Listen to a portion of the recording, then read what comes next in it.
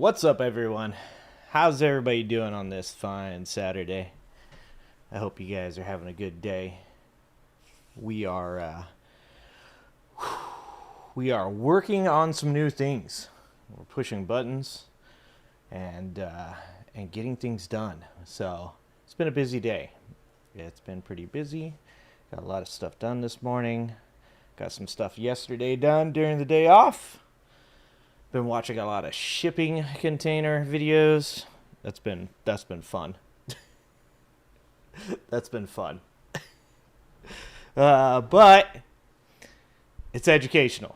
We're learning stuff. We're learning as much as we can about shipping, both from a real job and for YouTube as well, and for life as well. Life too. So, coffee's still hot. Trying to drink it. So hope you guys are learning some stuff too. I'll share my my guy that I like to follow. There's a fly in here. Oh my god, that's a big ass fly. That's a huge fly. I'll share my my guy that does shipping videos. I learned about him during the Baltimore Bridge collapse, and yeah, we'll watch some videos at one point on him. But for the most part, I want to share his channel with you guys. Just you guys see it. It's not a political channel. It's going to say stuff you don't like, say stuff that you do. But he's just a guy who knows his stuff. And when you want real information, you go to the experts. Okay. Let's see who's here today. See who got first. Troy Scott, back at number 1. We got to get some kind of like, we got to get a board going. We got to get a board for who gets first how many times. Maybe whoever gets first 10 times in a row gets a How to Cope with Idiots All Around You book. Let's see. Troy Scott, Silent Siren. Almost got it, Silent. You were so close. What up, Woke Mike? What's going on? Roxanne, what's happening, Roxanne? Kay, what's going on? Let's see. Nightbot in the chat. Nightbot doing its job. Good job, Nightbot. Redonk! You put clean socks on for this? Me too. I'm always wearing socks. The socks stay on, guys. The socks stay on. I have a sensory issue. What's up, Sean? What's up, Jen? Randy, what's going on, Randy? Let's see. Starman, what's up, Starman? Kevin Anderson, what's up, Kevin Anderson? AJ, what's up, AJ? All right. You need that book.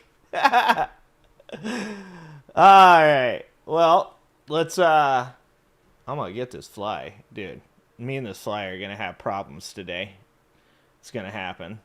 There is going to be the death of a fly on this stream when it happens. It's gonna be loud. It's gonna be a little jarring. Be ready for it, guys. That's all I'm saying. I'm watching. All right. What are we doing today? Niels, what's up, Niels? How's it going? What do we got going on today? Let's see. Let's click buttons and let's see what we got going on today. Actually, did I even put it up? Nope. Look at me. Did not do it. Got the game up, though. Look at that. Doing something. Boom. There we go. All right. Let's take a look at what we are going to check out today, what we're going to catch up on. And let's see. So we've got the, let's see. I don't even know who all these videos are anymore. We've got the Legal talking about Project 2025 with Liz Dye. We're going to talk about that a little bit. We got JL Caulvin here doing a little bit of a Trump reacting to the first American Pope impression. It's going to be good. We got the IHIP ladies because they're my favorite now. They might be my favorite of all time now. They have supplanted Adam Mockler as my favorite on YouTube right now. Talking about, what is it, Janine Perino or whatever her name is, the Fox News lady getting promoted to our government. You know, the natural evolution of Trump's administration as it happened in the first term is to put people in places in the government that may not be the greatest people, but have some type of background with what they're doing, and then to slowly fire them and replace them with cronies. So we have evolved past the first 100 days of Trump's presidency to now be at the point where we're just putting Fox News people in whatever place we possibly can. And they've got Laura Loomer in this video as well. So I'm sure she's getting a position at some point today. Or tomorrow, or the day after. At one point, Laura Loomer is going to be in our government, guys, and that's going to be time. That's going to be the signal to get the hell out of here as quickly as possible. We've got Neil deGrasse Tyson talking about NASA getting its budget cut, which is important to me. I'm a fan of space exploration. I'm a fan of NASA. I know that's not a huge talking point on the left, but I very much enjoy space exploration. Wanted to be an astronaut when I was a kid, guys. So, big stuff for me. So, we're going to be checking out Neil deGrasse Tyson, talking about that. And then we've got some Trump melting down over a Gavin Newsom ad about shipping and tariffs and containers. I guess it's important for me to know, because of my job, what's going on with the shipping. But kind of one of the strangest things about this YouTube content creation stuff is having to pivot so wildly dependent on where Trump is going currently. I'm not an expert on Alcatraz yet, but that'll be next, guys. That'll be next. We'll have to watch a bunch of documentaries on Alcatraz, do some reading, probably buy a book. If there's one silver lining to all this, Trump has definitely forced me to look into multitudes of things that we thought were pretty much things of the past and not really necessary to look at anymore. But, yeah, Alcatraz, guys. Alcatraz, that's where we're at. So, yep, Janine Pirro. Is that how you say her name, Beetlejuice? What's up, Beetlejuice? What's up, Lynn? What's up, Christina? Is that how you say the name? You can't see me, Christina. I don't know. I can't. I'm not fixing you guys' IT problems anymore. You guys, last time with the fuzzy video, I went and watched that video afterwards. That video was not fuzzy until I messed with the camera. I'm not touching the IT problems anymore. Those are for you guys to handle. I blame YouTube. I'm just gonna blame YouTube. What up, Nina? What's going on, Nina? So yeah, we got plenty of videos to watch. We got lots of things to talk about, as is always the case. The Clips channel is up to, I think, 219 subscribers now.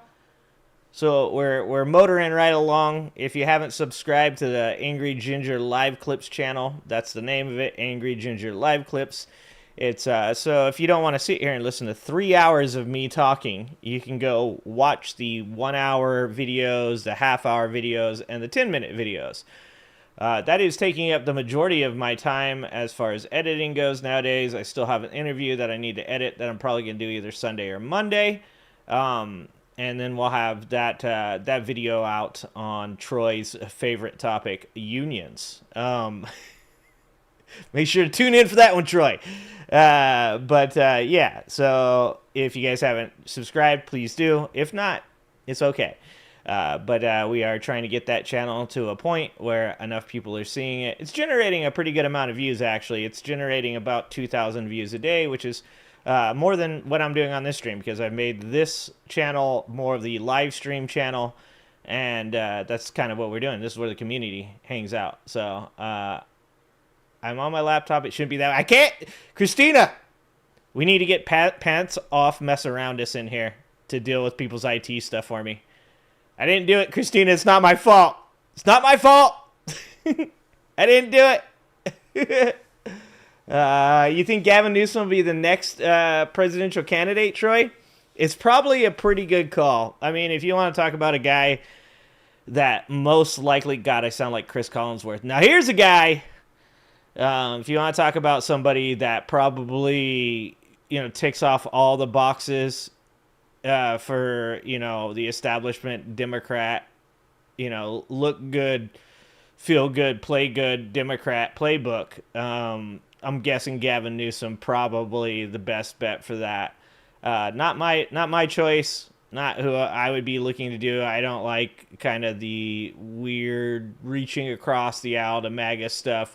But we'll see what happens there. It's going to be very interesting in 2028. I saw somebody today showing a potential Tim Walz versus J.D. Vance lineup. I don't think that'd be a good one given the debate performance by Tim Walz. I thought Tim Walz did good, but most people ended up not liking his debate performance. So I like Tim Walz. I think Tim Walz would make a great president. He's probably more my style than, say, Gavin Newsom would be even. But definitely going to be an interesting 2028 election if all comes out. I mean, if it's Obama versus Trump, I don't think I want to stream that. I don't want to be here in 2028 talking about Obama versus Trump. If we could not do that, that would be fucking amazing.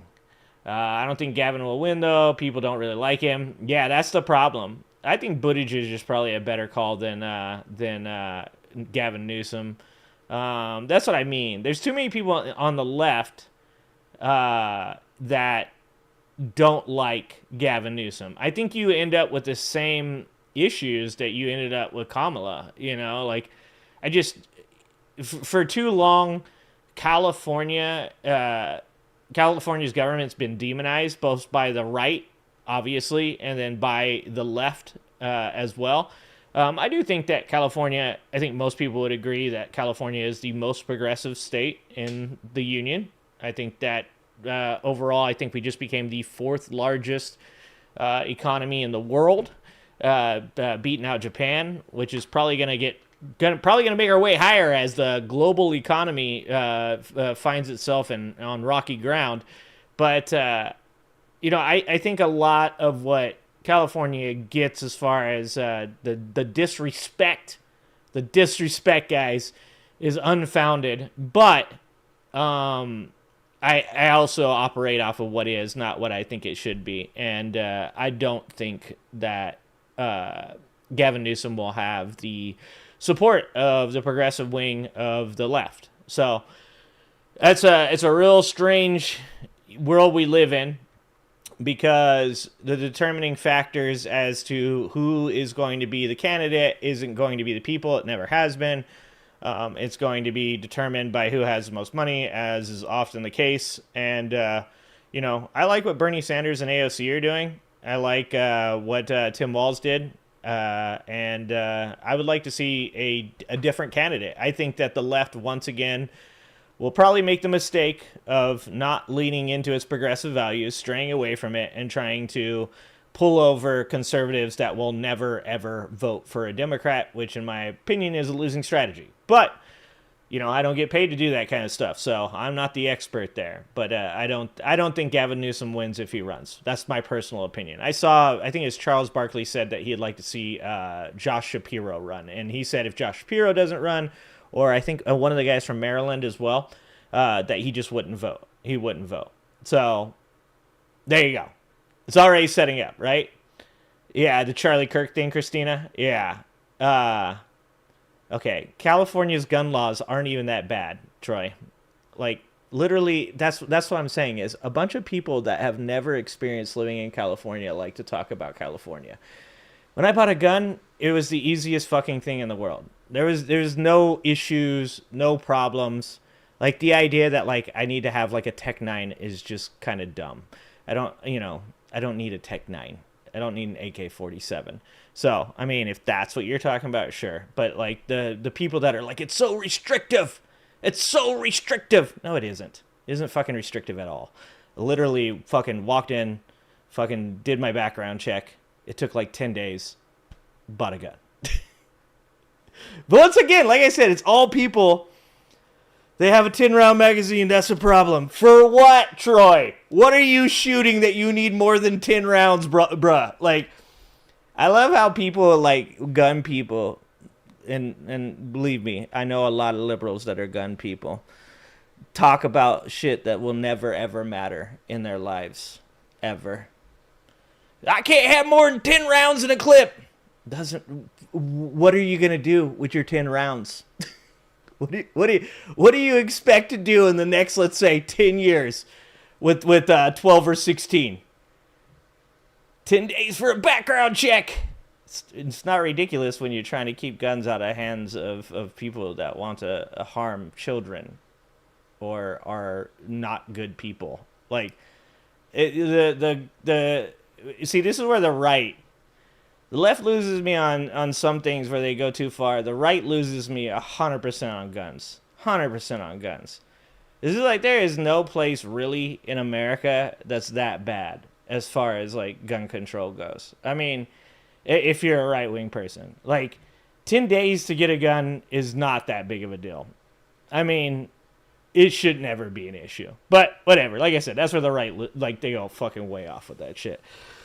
Magazines for an AR-15 is 30. No reason. What the fuck are you gonna do with an AR-15, Scott? You know what AR-15s are used for? You know what they're used for? For fucking kids to get them out of their parents' house and then go to school and take the lives of other kids. Show me one example. Show me one example in the past decade of an AR-15 being used by a civilian in America for something that's worthwhile.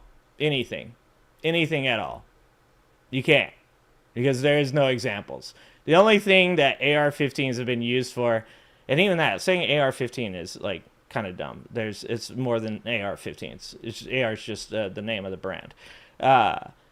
It's just there isn't anything within the past decade that shows that you need a gun with 30 rounds in it.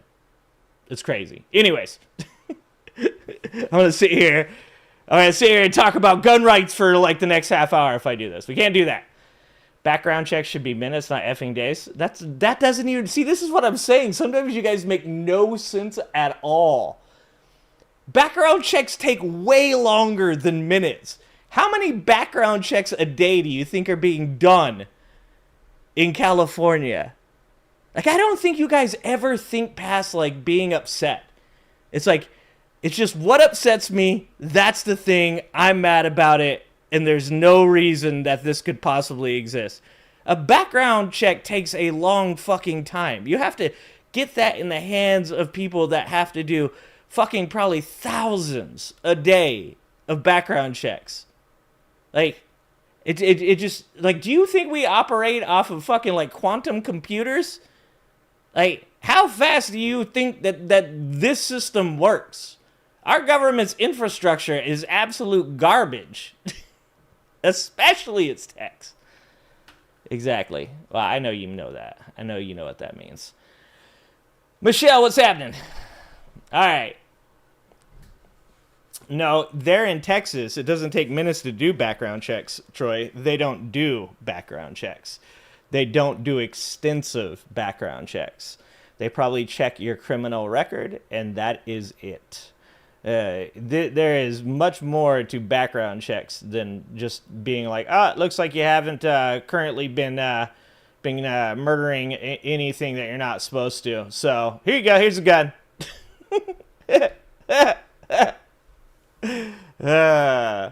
You guys crack me up. All right. What's up, Gnome? Hey, it doesn't matter how long it took you to get here. You got here. All right. All right, since we're talking California, I guess this is a good video to start with. Let's start with, what is it called? The Meidas Touch. Trump has weekend meltdown after Fox airs anti-Trump ad. Let's see if Gavin Newsom can get a W. It's been a while, so let's see if Gavin can get one. Hold on, let's try and... This thing's got to be moved over a bit. Oh, don't mess it up. Okay, I don't think I messed it up. I think we're good. California is now the fourth largest economy in the world, but the Trump administration is putting all of that at risk. Oh, that's gonna hurt! Oh, that's kind of loud. Is that loud for you guys? It's loud for me. I'm gonna turn it down. If you guys can't hear this, let me know, but it's a little bit loud for me. Here, let's start this over. Okay. Trump has a weekend meltdown after Fox airs anti-Trump ad. Okay. That was a little loud. California is now the fourth largest economy in the world, but the Trump administration Or is Japan. putting all of that at risk. Oh, that's gonna hurt! While most Fox hosts are getting hired to, some of the highest positions in the land, others are calling out the president, What's up, much to Stan? his disdain. What's up, Pinker Last Bell? week it was Karl Rove, once an advisor to George W. Bush. Two things: he's having success. The others, it's sort of incomplete. We're inflation. The president is, saying gas is $1.90. I just filled up my tank. It ain't $1.90, and we do not have have inflation tapped down to 2%. And we run the risk of having a jump up, at least in a one-time way, if these tariffs are put in place. Yeah, and that's Karl Rove, dude. Like, the thing about this is, like, you don't need to lie about any of these things. Once again, you could say, I'm working on getting these numbers down. I'm just going to continue to call out how dumb the things Trump does are. Like, if you were George Bush Jr. and you were in office right now, George Bush Jr., fucking mission accomplished man, okay? All right? A guy who's known for fudging some details, okay? Even he would be like, look, things are getting better. Oh, shit, I'm giving him Trump hands. Look. I give everybody Trump hands now. Things are getting better. Look, you're going to be able to put food on your family, all right? It's getting better out there. I'm going to go to my ranch. I'm going to spend some time out there reading books. And I'm going to come back. Gas prices. Gas prices are going to be great for everybody. Then we're going to invade Iraq. Hey. That's legit what he's gonna say. Like, there's no reason to say gas prices are $1.90. You could give it, like, the man is tanking the oil market, destroying the oil market. If there is one W that is for sure in the works for Donald Trump, it's that gas prices are going to continue to go down. All he has to do is say that. We're working on it. We're getting things done. Lots of gas prices are going down all over the place. He could even say that. He could even be like, certain places in America right now seeing really good gas prices. You know, he could say that. He could even toss out a F California with probably not California, but everywhere else, gas prices looking better. But he can't do that. And part of it is he straight up doesn't know. He doesn't know what gas prices are because he doesn't want to spend any time reading that information. Like, when I watch the shipping guy that I watch, like, the amount of stuff he has to look through, and it's part of his job, he's a shipping guy, but the amount of information he has to go through to find the statistics and be able to speak with some knowledge to the topic is a lot. And Trump doesn't want to work. Trump is the lazy person that the Republican Party thinks is like grifting off of welfare. Donald Trump is the welfare queen. Place, and we run the risk of having a jump up, at least in a one-time way, if these tariffs are put in place. And there's a lot of concern about the economy. The president's ratings on the handling of the economy, and if tariffs are in the 30s, and his overall approval now is in the mid to low 40s. Yikes. And that's not a good place to be 100 days. Bro, this is Fox News. This ain't CNN. This ain't MSNBC. This is Karl Rove's ass on Fox News. Days in. Plenty of time to turn that around, but he's got to be focused on those two things. Oh, damn, son. Damn. Well, at least he's still got the racism part down. He's like, as long as I continue to deport brown people, the majority of my base will support me. Like, all I have to do is just keep telling them that the barbarians are at the gate. And as long as they know the brown people are coming for the jobs. They're going to take their jobs. They're going to steal their Social Security checks. As long as I keep telling them that, we should be good. Damn, look at that. Economy, 56% disapprove. Inflation, 59%. Tariffs, 58%. Foreign policy. Holy fuck, dog. That's a easy dub for you. You came into this with like everybody riding your coattails being like, oh, dude, he's gonna, you don't understand, man. He's gonna stop the Ukraine war in one day. Okay, Israel, Gaza, they're gonna have peace by the end of April. It's gonna be good. You guys have no idea. Like, he's gonna do so. What'd you say? He's trying to start nuclear war with Iran? Oh, that's not good. What, he didn't pull out of Ukraine? Oh, he sold them weapons?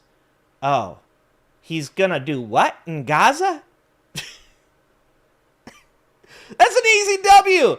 You just keep saying more bad stuff about brown people, and he could have just won that fucking one. I mean, his whole base would have been like, yep, it's probably their fault. I mean, Iran is kind of a W for him because those people are of the darker pigment. So if you just let him go a little bit further with the Houthis and Yemen and Iran, his base is going to jump right on board with that. Let's see. What else we got? Taxes. Damn, how are you losing on taxes? You're a Republican. He's losing on guns? Troy Scott, were you one of the 44%? Was Trump not pro-Second Amendment enough for you? He's not actually pro-Second Amendment. So I bet, Troy, answer this question for me. Is Donald Trump pro-Second Amendment enough for you? That's a trick question. It's a trick question. Setting you up. Things I think that people wanted, which was a strong and prosperous economy and inflation being wiped out. This week, well, there was plenty to choose from as it's... Wait, what? Silent. He posted a poll saying he has a 99% approval rating for the job he's doing? What? That's some Napoleon shit, dog. This is what I'm saying. This is why I can never understand Trump supporters. I'll never fucking understand a Trump supporter that's like, yeah, he's got a 99% approval rating. Oh, where did you hear that? He posted it on his social media. Like, this is why no one can respect the... Well, there's a lot of reasons why, but respect the opinion of somebody in MAGA. You know, I had somebody from outside the country tell me that MAGA is not... it's not a group. He said that MAGA wasn't a group, or like there wasn't they didn't have any affiliation with each other. Then he said he's from outside the country. Somebody else was talking to him. I wasn't engaging with him. Might have even been Noam. Noam might have been engaging with him. I was like, oh brother,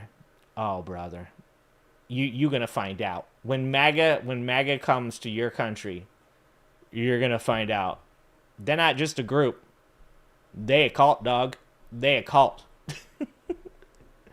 It seems that Fox producers just wanted to test Trump's limits a little bit by having on the likes of Bernie Sanders and Gavin Newsom. What my fear is, it's not my fear, it's the reality. We've seen 11% decline last month in tourism in the state of California. We're projecting after record-breaking tourism spend. Okay, hold on. I need to address this situation. Beetlejuice. First of all, Beetlejuice. I would never, ever insult Napoleon by even claiming that Donald Trump has like 1/8, 1/10, 1/100th of his leadership skills. Though, I'll say these are the two things that Donald Trump and Napoleon have in common. They lied about numbers, they exaggerated numbers, they made up numbers, and they both have a specific set of skills that will get really dumbass people to run up a hill at a cannon shooting grape shot down at them. That's the only two things they have in common. Everything other than that, Napoleon, 1,000% the better leader. 100%. You can never be too pro Second Amendment. I knew it. I knew that was the answer, Troy. It was a trick question. It's a trick question, Troy. I knew it. He's actually... To be honest with you, he's a willow in the wind, dude. If we ever get to a point, so a lot of people talked about the martial law thing, right? A lot of people have talked about whether or not if riots go the wrong route and things get physical, whether or not Donald Trump will use that as the excuse for martial law. if Donald Trump thinks there's even like a fucking tiny percentage chance that American people could rise up against him and take his throne away from him, guarantee he starts taking people's guns. Guarantee he starts taking people's guns. Guns make Donald Trump nervous. Believe me. It's the leveling of the playfield there. Like, he's gonna hide behind those armies. Let's see. We're seeing it's the reality. We've seen 11% decline last month in tourism in the state of California. We're projecting after record-breaking tourism spend. We're seeing the impacts already of this tariff war. We're seeing the impacts with Kelly, welcome to the Ginger Snaps, Kelly. Thank you for joining the Army.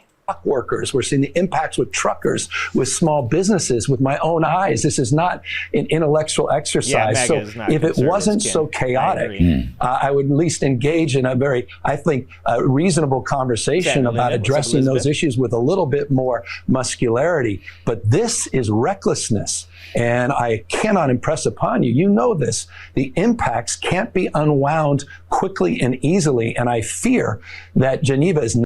Yeah, and that's anybody with a brain that still has, access to their brain knows that this is the real issue. So, like, in watching the shipping stuff, right, this guy's got a pretty, like, positive outlook on it, right, because he works in the shipping. So he's saying things like, oh, people will adjust, right now China is sending stuff through other countries like India to get the stuff here without tariffs, like other countries will adjust, all of these things. Even with, like, the most, like, positive, optimistic view of what's going on with shipping and everything right now, you still have to know that prices will increase. You still have to know that even this guy who is an expert on shipping, and you should 100% take his opinion over mine, even with him being that positive, there's still a real percentage chance that at one point or another that things could just completely fall off a cliff.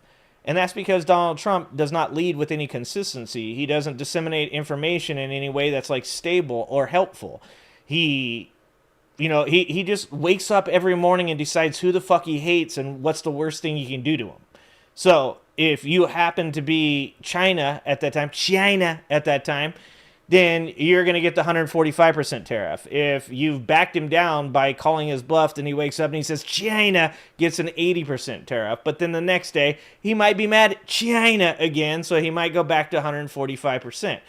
This is the problem, and what Gavin Newsom was pointing out here is 100% correct, and that is this idea that we're going to go from being, completely inconsistent, chaotic, confusing, to, oh, everything's good now, guys. Boom, fixed it. That's not how things of this size work. These are very complicated manners, and you're not going to see, we saw it with COVID, you're not going to see an establishing of the trade supply chain back to what would now be another new normal rapidly. It's not going to happen like within a month. It's not going to happen in a couple weeks. It's going to, if it does happen, it's going to happen over the course of probably the next couple of years, just like what happened with COVID. And then it's going to be, once again, established as the new norm. It's not going to be established as what we had before. It's going to be something completely different. So he's spot on with that. Not going to be a success. It needs to be. I'm promoting that success, but I very much fear that the nature of the decision making that seems to come on news cycles, not on the basis of a grand strategy, is the great impediment. So that's what I'm saying. Everything he does is based off the news cycle. So if he wakes up in the morning and he sees, a Fox News clip about China, sorry, I can't stop.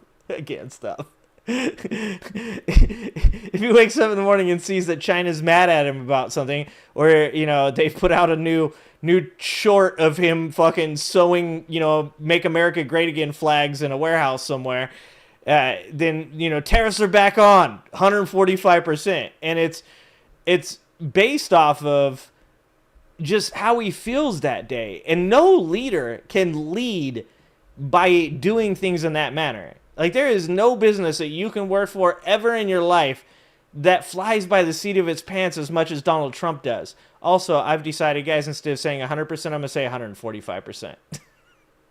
I think that's better. Like, I mean, it should be obvious for everybody to see at this point that what Donald Trump is doing isn't just the hateful, shitty human being that he is, but also that he's just not a good businessman. He's not a good leader either. He continues to interrupt the proceedings of the people in his administration that do kind of know what they're doing. And then he gets in between them because his feelings get hurt and he makes them do things that they shouldn't. And that's why Scott Bessent has to fly back. That's why Jamie Dimon shows up at the White House. You know, that's why these tech oligarchs are all very, very anxiety-ridden right now because they thought, this is going to be easy. We're just going to give Trump some money. Boom, we got access to the White House. Everything's going to be cool. And they didn't realize what they were dealing with was a dude who looks like he might be declining into insanity and probably will within the next 4 years be actually completely fucking insane. In terms of getting to the place we all want to go. Starting with the California governor, he made sure that his anti-tariff message was heard loud and clear by not only appearing on Fox, but by running a new national ad on, quote, Fox and Friends that lambasts the president's signature policy. The 30-second spot features the governor speaking direct to camera against a backdrop of the Port of Oakland, warning that Trump's tariff policies will lead to a slowdown of goods coming into the country. I'm going to be honest, I thought dude said Pope of Oakland. I think he said Port of Oakland, but I thought he said the Pope of Oakland, and I was confused for a second. Let's get that one more time. On, quote, Fox and Friends that lambast the president's signature policy. The 30-second spot features the governor speaking direct to camera against a backdrop of the Port of Oakland, warning that Trump's tariff policies will lead to a slowdown of goods coming into the country, raising the specter of empty store shelves during the back-to-school or Christmas shopping season, something that port directors across the country have also echoed. California is now the fourth largest economy in the world. Innovation, manufacturing, agriculture, and we've done it by reducing trade barriers and delivering for American consumers. But the Trump administration is putting all of that at risk, halting delivery of essential goods through our ports. Today, it's school backpacks. In a few months, it'll be Christmas toys. These tariffs punish families and risk ending America's run as the world's greatest economy. Take it from California. We're the ones leading it. Over my shoulder here, I'm looking out son. at the Port of Take that. Take that. Fucking California pride. Seattle right now, and we currently have no container ships at berth. And that happens every once in a while in normal times, but it is pretty rare. And so to see it tonight is, I think, a stark reminder that the impacts of the tariffs have real implications. It means that we don't have longshore workers on the dock right now unloading merchandise. We don't have trains taking that merchandise to inland ports and all the way across the country to places like Des Moines, Iowa, and Chicago, Illinois. And that's hundreds of jobs right here in our region and across the country. You have none at your port right now? We currently do not have any container ships at port right now. That's correct. And that's because just nothing is being shipped over? I mean, that's pretty remarkable. That is pretty remarkable. It is. It's pretty unusual. We do anticipate, I was looking at our schedule, we anticipate about 25 vessel calls between here and the port of Tacoma over the next 7 days. And keep in mind, we're not just importing from Asia or just China. We do have activity from all over the world, largely the Pacific Rim, but we are seeing a significant drop in container volume through our gateway. You said this is rare. I mean, can you think of the last time that this happened, that you didn't have any of them coming in at your port? Probably the height of the pandemic was the last time I saw it. Before we really started to see the surge in cargo towards the end of the pandemic. And when Trump was asked about this during a press conference, he gave this simply bizarre answer. Because business has slowed down, as you mentioned, we're seeing as a result, the ports here in the U.S., the traffic has really slowed, and now thousands of dock workers and truck drivers are worried about their jobs. That means we lose less money, when I see that. Oh, Jesus Christ. His answers are so bad. She's like, truckers are worried about losing their jobs. He's like, we lose less money, though. we lose less money. Bro. Oh my God. I can't with these people, man. Like, if farmers can't export goods, if truck drivers don't have loads to haul, if ships aren't coming in, right? That's not a win, dog. That's not a W. Does he understand at all? Jesus fucking Christ, no he doesn't. Never mind. That means we lose less money. Look, China was making over $1 trillion, 1.1 trillion in my opinion. You know, different numbers from 500 billion to a trillion or $1 trillion. I think it was 1.1 trillion. And frankly, if we didn't do business, we would have been better off. Okay, you understand that. So when you... What the fuck does she... Why would she understand that? Why would she understand that? You don't understand that. It's making over $1 trillion, 1.1 trillion in my opinion. You know, different numbers from 500 billion to a trillion or $1 trillion. I think it was 1.1 trillion. And frankly, if we didn't do business, we would have been better off. Okay, you understand that. So when... Wait, what? If we never did business with China, we would have been better off? What? My guy. Like, just make some sense. I'm not asking for any fucking miracles to happen here. Just like some sense. Any sense at all would be dope. When you say it slowed down, that's a good thing, not a bad thing. And then there was Bernie's appearance, where he used his time on the Murdoch Manipulation Network to blast the oligarchy, as he's been doing on his tour with AOC. You have this tour with Alexandria Ocasio-Cortez, fight the... Yeah, exactly, mountain bike. Exactly. Like, but that's what I'm saying is, like, that's why his supporters, like, drive me nuts. It's like, he's clearly saying...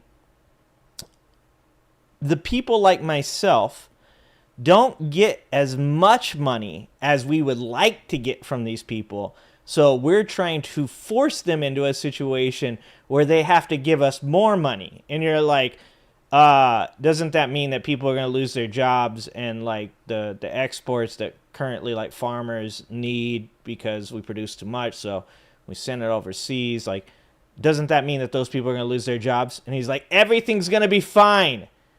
Exactly, like a car being sold in a car lot, the profit, the commission for it, goes to the person selling it. If there's no cars for him to sell, or if they're too expensive because of tariffs, he's the one that takes the short end of that stick. Like, every single fucking thing that this dude says is just based off of how it's going to affect him and his rich buddies, and has absolutely no care in the world for what's going to happen to regular ass people. And yet regular ass people continue to be like, this is my dude.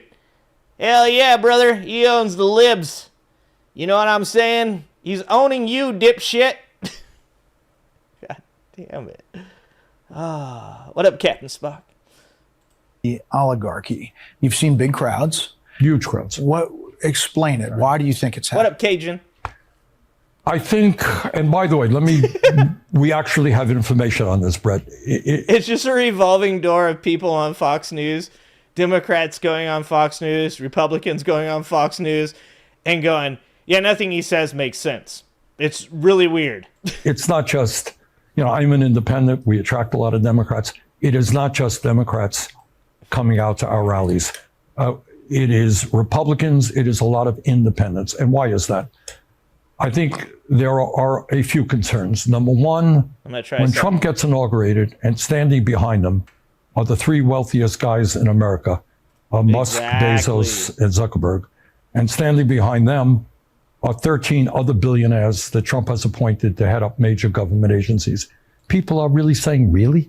This is a government of the billionaire class, for the billionaire class. People are worried about Bernie. That. The other area, big deal, is the movement toward authoritarianism. You don't have a president of the United States suing the media because they did stories you don't like.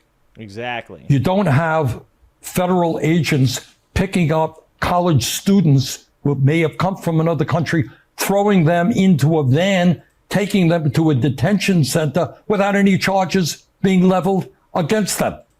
You don't have the president of the United States saying, oh, a judge ruled against me. We got to impeach that judge. That is called authoritarianism. And I don't care if you're conservative or progressive Bernie. And middle of the road guy.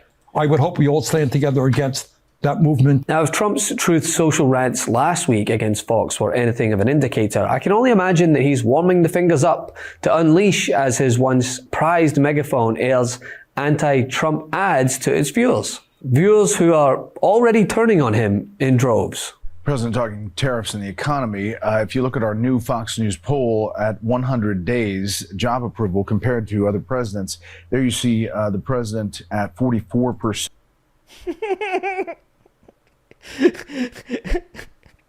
Trump is losing so hard that he's losing to Trump. God damn, son. How are you going to take last place to yourself?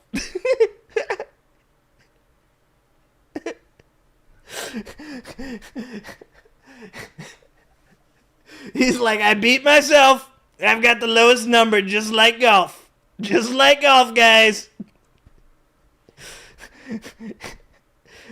How you gonna break your own record at being bad? God damn it, man.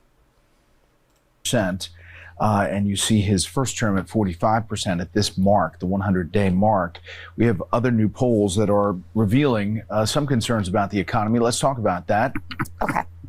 So this is happening all over the world, that countries are getting together behind our back, essentially, to figure it out. And bro, it's not happening behind our back. They're doing it like right in front of us. We're getting cucked on trade agreements. They're like, check out this beautiful trade agreement we have here.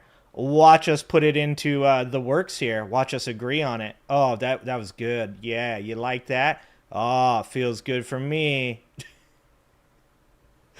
They ain't doing it behind our backs. They're waving around their fucking contracts in our face and then telling us not to fucking fly there.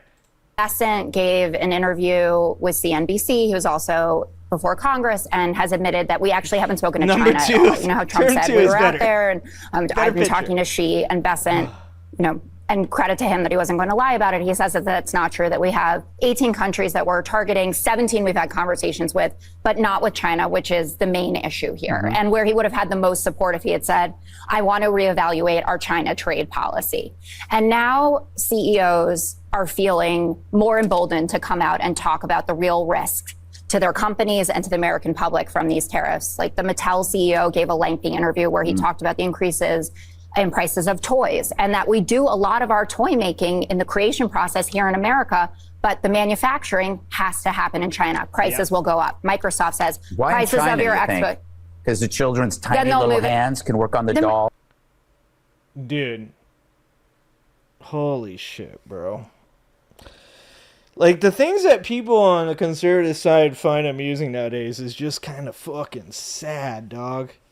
Like, that's funny? That's funny? Like that, I mean, I like some fucking abrasive humor. I like some edgy shit.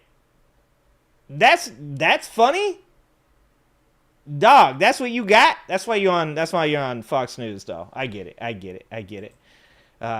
Yeah. Okay. Anyways. Oh, what's up, Michael? What's happening? Black voters aren't going to support Gavin Newsom. In fact, black voters are going to be hard-pressed to support any white candidates. I think you're actually behind me, but I'll go ahead and say this, and maybe when you get to this point, you hear it.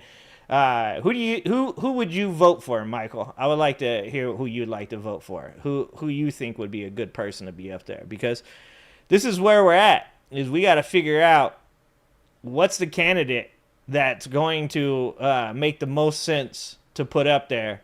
What's the candidate that most people can agree on, so that way we don't have J.D. Vance in office? I think it's time that people have conversations like this and start saying to each other, what do you think about this person? How do you feel? What would get you to vote for my candidate? What would get me to vote for your candidate? And that's the conversations I think need to happen. What's happening, Drew Dragon? Don't you care about those children? I absolutely do care about those children. But the idea that we are going to reroute all of this manufacturing back to America and find little tiny American hands that are going to do it is a farce. What about, tiny little Vietnamese hands?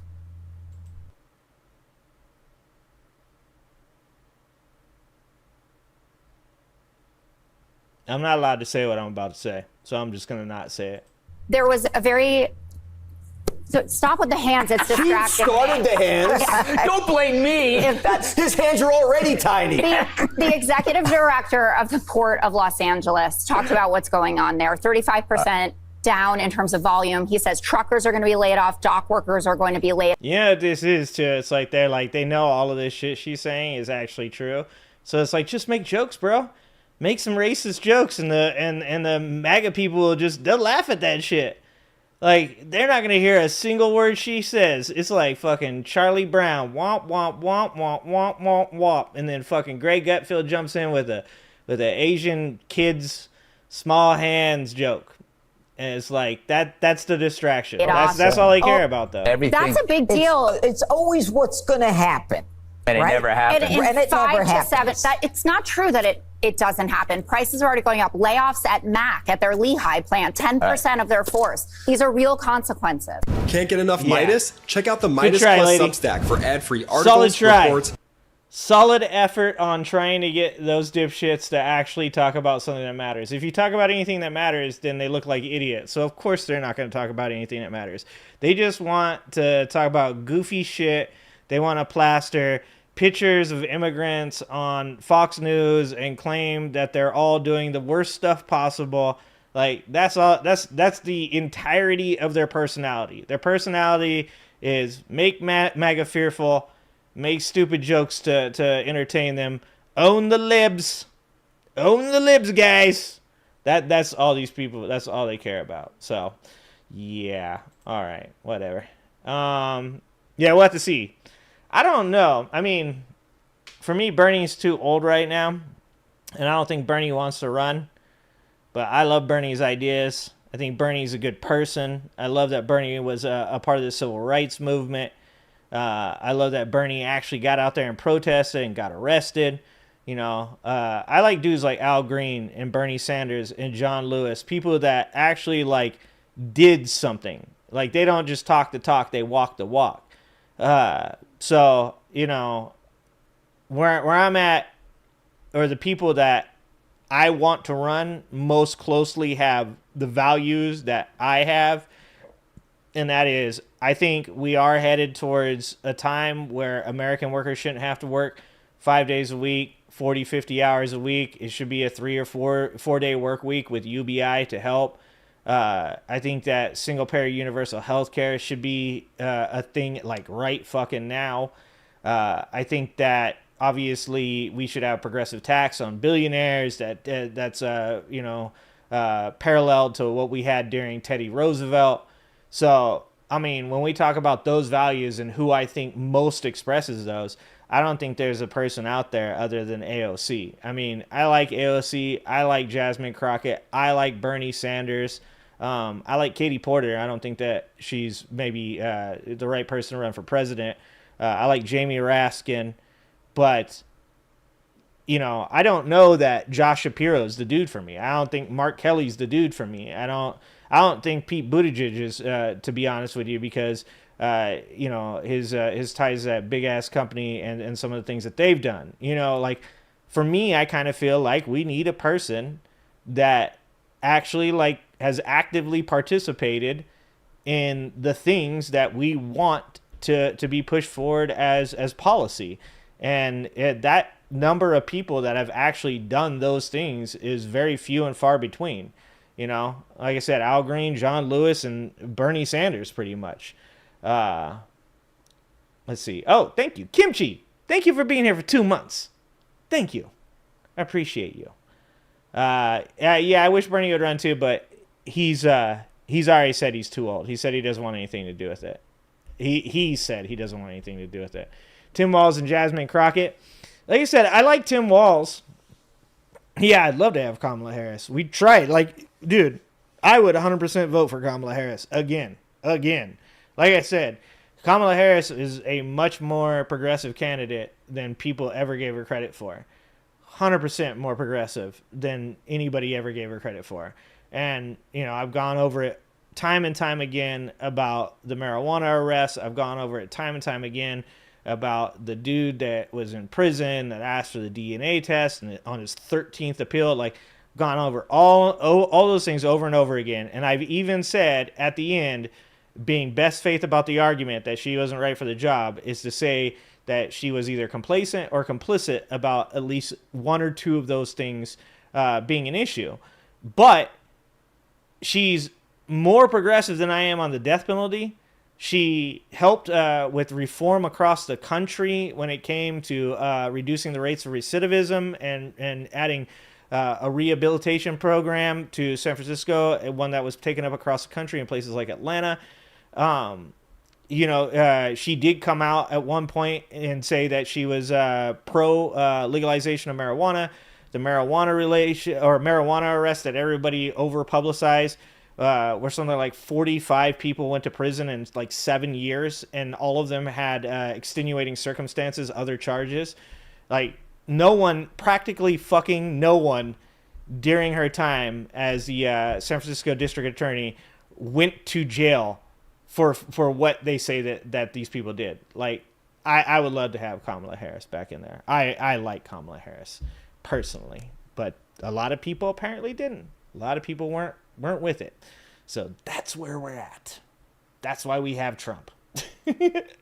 All right, let's watch Neil deGrasse Tyson talk about the addressing the NASA budget cuts, because I don't know much about this. My gut feeling is that Elon Musk is behind this, and SpaceX is going to try to take over where NASA what NASA was doing. Budget cuts to science agencies. What's up with that? Consider a couple of things. We're trying to save money. Who doesn't want to save money? The Department of Government Efficiency is attempting that, run by the richest person in the world, who, as of today or last week, is valued at $330 billion. I want you to understand how much money that is. So, if you take $330 billion and represent it by $100 bills, if you lay them end to end, how far will it go? It will go around the earth 3 times. Then, with what's left over, you can sort of tape them together as a kind of a ribbon and ascend into the sky and into space and reach the... Dude, Neil deGrasse Tyson just has a way of explaining shit that is just amazing. It's just amazing. The dude could literally teach me anything. Moon. By then, you would have used up all the $100 bills that comprise $330 billion. There's one bit of information. Another bit of information. If you fired all 3 million government employees, put them out of work, how much would you save? You can do the numbers on this. You would save 4.3% of the federal budget. That's all. So the government is spending money on something else that represents the bulk of what the federal budget is. Ask a bigger question. If you go and give these trims to all of these agencies, by the way, chainsaws are not good at trims. They're like for cutting down the middle. But anyhow. I'm sorry, I find that joke funny. You give like a haircut. You cut one part of an agency here, you trim it there, nip tuck there, and then you say, we saved millions of dollars. So it sounds like a lot of money, but it's not. So to cherry pick the bits and pieces of one agency and another on the grounds that that's somehow gonna transform how the government operates, I think is a little short-sighted. A lot short-sighted. NASA. Their plans to cut half of its science budget, including the removal of the office of the chief scientist. The chief scientist is the person who... Yeah, like I said, this just seems very much like this is just Elon Musk finding a reason to cancel because didn't Trump funded NASA in his first term, and it is definitely something that Trump, like, it appeals to Trump to go back to the moon. It appeals to Trump to be the first president to send a person to Mars. It appeals to Trump. It's the the grandiosity of space exploration 100% appeals to Trump's narcissism. So the only reason that he would be defunding NASA and cutting NASA's budget is if it came at the behest of Elon Musk. And if Elon Musk is doing that, I mean, you want to talk about conflict of interest. There's absolutely no fucking way that you can't see the conflict of interest of somebody that runs SpaceX cutting the budget of NASA. Like I said, these are the things that, like, to me are just, it's really hard for me to understand the way of thinking of a set of people that can't see past their nose. If Joe Biden were in office, and let's say he had Mark Zuckerberg come in and start doing away with certain things. And let's say there was investigations into Facebook, which there are, right? And he decided to cancel those or fire enough people in those programs to keep them from being able to establish quorum to continue investigations. If he was then put in charge of rules for the internet and social media, and then he started, let's say, attacking X, for example, going after X and making things more difficult on them, and adding restrictions that only applied to, let's say, X. Like, at that point, I'd be like, what the fuck is Joe Biden doing? Like, why are you allowing Mark Zuckerberg to be in charge of something that has a obvious conflict of interest? It's one of the things that says to me, like, there is, it almost says, I mean, I'm never going to say there's no hope, but it says to me that it does say to me that there's no hope for these people, because it's cognitive dissonance, or it's just straight up you don't care. Like, you want your side to win so badly that you're willing to destroy the foundation of the system that has gotten us as far as it has. And, like, that's a game that's not worth playing, because at the end of the day, you're going down with the ship. The ship is sinking and you're on the ship. So owning the libs while drowning is not owning the libs. It's just you're all going to the same place at the end of the day or night if you're on the Titanic. To me, it's fucking insane that, like, this is the type of thing that we're talking about nowadays. Who offers a vision for which way the science directorate is going to go. There's astrophysics, there's planetary science, you have earth science, there's heliophysics, understanding the sun and space weather. When the sun has an explosion, you kind of want to know about that. High energy streams of particles head towards Earth and could take out our satellites, upon which so much of our modern civilization depends. There's also planetary exploration, and then there's the search for life. All of that is in the Science Mission Directorate. So you want to cut that to save money? How much money is that? How much is the total NASA budget compared to your tax dollar? It is less than nothing. 0.4% of 1% of your tax dollar. If I cut off 0.4% of 1% from the width of this dollar, it doesn't even get into the paint. And you want to trim NASA to save federal expenditures? Really? Is that what's happening there? And see, this will drive me nuts about Neil. This will drive me nuts about him, because he's going to be one of these people that doesn't want to take a political side. He's going to be one of these people that doesn't want to speak out, because he's like, there's got to be something more to this. There's got to, I think sometimes with people that are experts in their field that don't want to cross the line of politics, oftentimes they'll play the game of ignorance, right? Like, I just don't understand why this is happening. It just seems really weird. And maybe at one point he's going to get into it and say here that he thinks that Elon Musk, I mean, he's insinuated it, but he hasn't straight out said it, right? it's like with the shipping dude I was talking about. He actually even said, like, he brought Mark Kelly on his show, and he said, I made a video of Mark Kelly.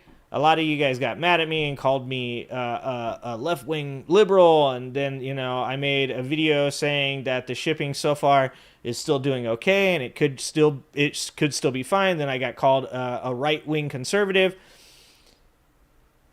And so I get that people, when they want to, like, access more people and get as much information out there, or if they're just trying to be as successful as possible, that they don't want to take like a political tilt towards what they're talking about. But when you have something like this, like with the shipping guy, I actually understand what he's saying, because what he's talking about isn't innately political. He's looking at shipping routes and he's saying, you guys are saying to me that everything is super bad. I'm looking at the shipping routes and I'm saying there's a potential that it might not be as bad as people are saying. And he's going off of that because he's a guy in shipping. But in this case, this is a place where you should be taking a pretty firm stand if you care about space exploration, if you care about NASA being at the forefront of that and not privatized companies. You should be saying pretty outright that Elon Musk is doing something illegal. And most likely, the reason he's not doing that is because he's friends with Joe Rogan. So if he's friends with Joe Rogan is Elon Musk's only surviving friend. Even all Elon Musk or Joe Rogan's other friends have done nothing but make fun of Elon Musk at this point. So I'm going to imagine that this is the problem here, is that Neil Tyson doesn't want to come out and say straight out that Elon Musk is doing something illegal. He's corrupt and it's bad for America and bad for space exploration because of his connections to Rogan and Elon Musk. Unfortunately. Scientist, maybe I'm biased. Maybe. Sure. I'll give you that. However, let's go back in time. I have a document here. What's up, Lug Dragon? Science, the Endless Frontier. Report to the President on a program for post-war scientific research by Vannevar Bush, Director of the Office of Science Research and Development, a brand new agency of the government that saw what role science played in our health, our wealth, and our security. And this document, dated from the late 1940s. I see someone, as Kelly said, people forget he had his own sexual harassment scandal in 2019 as well. I don't know enough about that. I don't know anything about that scandal, and so I'm not gonna give my 2 cents on something that I don't know something about. So if you guys know more about that, then you guys can definitely discuss that. But I do not know anything about that, and I'm not going to sit up here and make a decision on something that I don't know enough about. But I'll look into it. It sounds like you're pretty sure about people you'll never meet. Hey, dipshit, what's up, buddy? See you over there on Twitch. I meet MAGA supporters all the time, bud. Like, I don't fucking work outside. God, I love people. Smartest people ever are always on Twitch. Established the science agenda of the United States. This was the original thinking that led to the formation of the National Science Foundation. 10 years later, Russia, Soviet Union launches Sputnik. Within 12 months, we create NASA in response to that. Science is not just something scientists do in the back lab.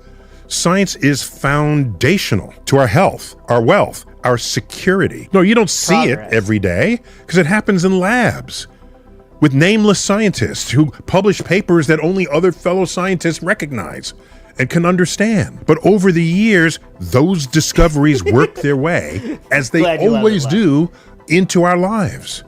We are in the centennial decade of the 1920s of the development and discoveries of quantum physics. If you were around back then, what would you be saying? Oh, we don't need this. These are just atoms. No, who cares about atoms? I just care about solid things that I can see and recognize and understand. Yeah, see, he's just making excuses. He's just making excuses. The writing's on the fucking wall, Neil. The writing is on the wall. Like, nothing Elon Musk is doing right now, or was doing, probably is still doing, it is somehow that subtle. It's not that subtle, dog. When you have 13 different government departments investigating you with over 30 different actual investigations going on, and you intentionally fire enough people to prevent quorum to keep those investigations going, it's not that fucking hard. This isn't some kind of, you don't need to be fucking Matlock to figure this one out, big guy. Like, this is that shit. This is like, when you're surrounded by those people, this is what happens. Do you realize there is no creation, storage, or retrieval of information without an exploitation of the quantum? There is no IT revolution without the quantum, the foundations of our information technology culture. These are scientists working on a frontier in the roaring 20s when no one else is caring about it, but you had people who did. And you know where a lot of that research happens? By scientists in research universities. Not in the R&D labs of corporations, because they have to make a buck at the end of the day. That R&D has to have a sight line that reaches to a bottom line, to an ROI, a return on that investment. Whereas scientists working for the pure joy of discovery on the frontier of their fields, there's no expectation that their discovery in that moment. My dude, this entire administration has been about privatization of industry. Like, this isn't that hard. This is what they do. I mean, I get that this is like a video that's like trying to appeal to the better part of these people, but that better part does not exist. It doesn't exist. They are capitalism in human form, dog. Return on investment is not just an acronym to them. It is like the fucking Bible. It is one of the 10 commandments. Thou shalt make lots of ROI. Holy shit. He is harming the environment. His satellites don't disintegrate and are breaking down the ozone and upper atmosphere down as well. Miss Anonymous, you want to know something crazy? I was laying on the back deck, staring at the stars, just having a little bit of meditation time, hanging out. My back deck looks over a nice open area, and I can see the stars. And a lot of times I see shooting stars, and I saw, instead of a shooting star, something enter the atmosphere. And you could tell it was something in our atmosphere because you could see the fire behind it, right? The flame come off real quick. And I was like, oh, well, wouldn't that be nice if that was the asteroid that ended it all? And I'm laying there, and I shit you not, like 2 or 3 seconds later, I hear this like building up, like a car coming towards me. And I was like, uh-oh. Uh-oh. And all the trees kind of go, and they all start bending. Not a lot, just moving a little bit. Not bending over or anything. Like, there's big trees around my house. Huge trees. And I was like, oh, this might actually be it. And when I got to work, I was telling my boss that, and he was talking about that. He was talking about that it could have been one of those satellites entering the atmosphere, as Elon Musk's satellites are not made to stay in the upper atmosphere, and that they do eventually fall. So I learned about that the other day. But I was laying there watching that happen, and I was like, okay, all right, this is how it all ends. Is going to make money for anybody. That happens later. These are the foundations of what would become civilization. And they understood that coming out of the Second World War. And to the extent that we do not understand that today, fine. That's what you want. Cut the NASA budget. You do that, we recede. Not just for NOAA, National Oceanic and Atmospheric Administration. Yeah, they already cut that shit, Neil. God damn it, dog. Like I said, this is when you have people, very intelligent people, that are like, no, all of this stuff just seems really stupid. Why would you do this? This is all really, really dumb to do. And it's like, yeah, because everything this administration has done up to this point is fucking regarded. Well regarded. It's almost like it's almost like when people can't understand why certain people turn to religion, right? It's like when you have somebody that's a really intelligent person and they're like, no, there's no reason for that person. Like blind faith is always bad. There's no reason they could ever believe something. And you say, well, what if they lost a child? What if their mom passed away and that's their only way of dealing with the fact that this person is gone and they still want to have this connection to them? And it's like, no, like that none of that makes sense. None of that makes sense. It's just stupid. And it's like, it's almost like being too smart for your own good. You're not able to be able to go like, oh, well, hold on. There is a potential that these people that are in charge, that got elected, don't deserve to be there because they're a bunch of fucking buffoons. It's a possibility, Neil. It's a possibility. Administration. For the EPA, Environmental Protection Agency, 3 organizations, NASA, NOAA, and the EPA, all signed into existence by Republican presidents, I might add. NASA by Dwight Eisenhower in 1958, NOAA and the Environmental Protection Agency. That's because they're not conservatives anymore, Neil. Signed into existence by President Richard Nixon. Yeah, we could just get rid of it all, I suppose, and you'd save a little bit of money. At what cost? We would cede leadership in these domains to other countries who, based on my read, care more about science than we currently do. That should worry any scientist, of course, but it should especially worry the public, because innovations in science and technology are the engines of tomorrow's economy.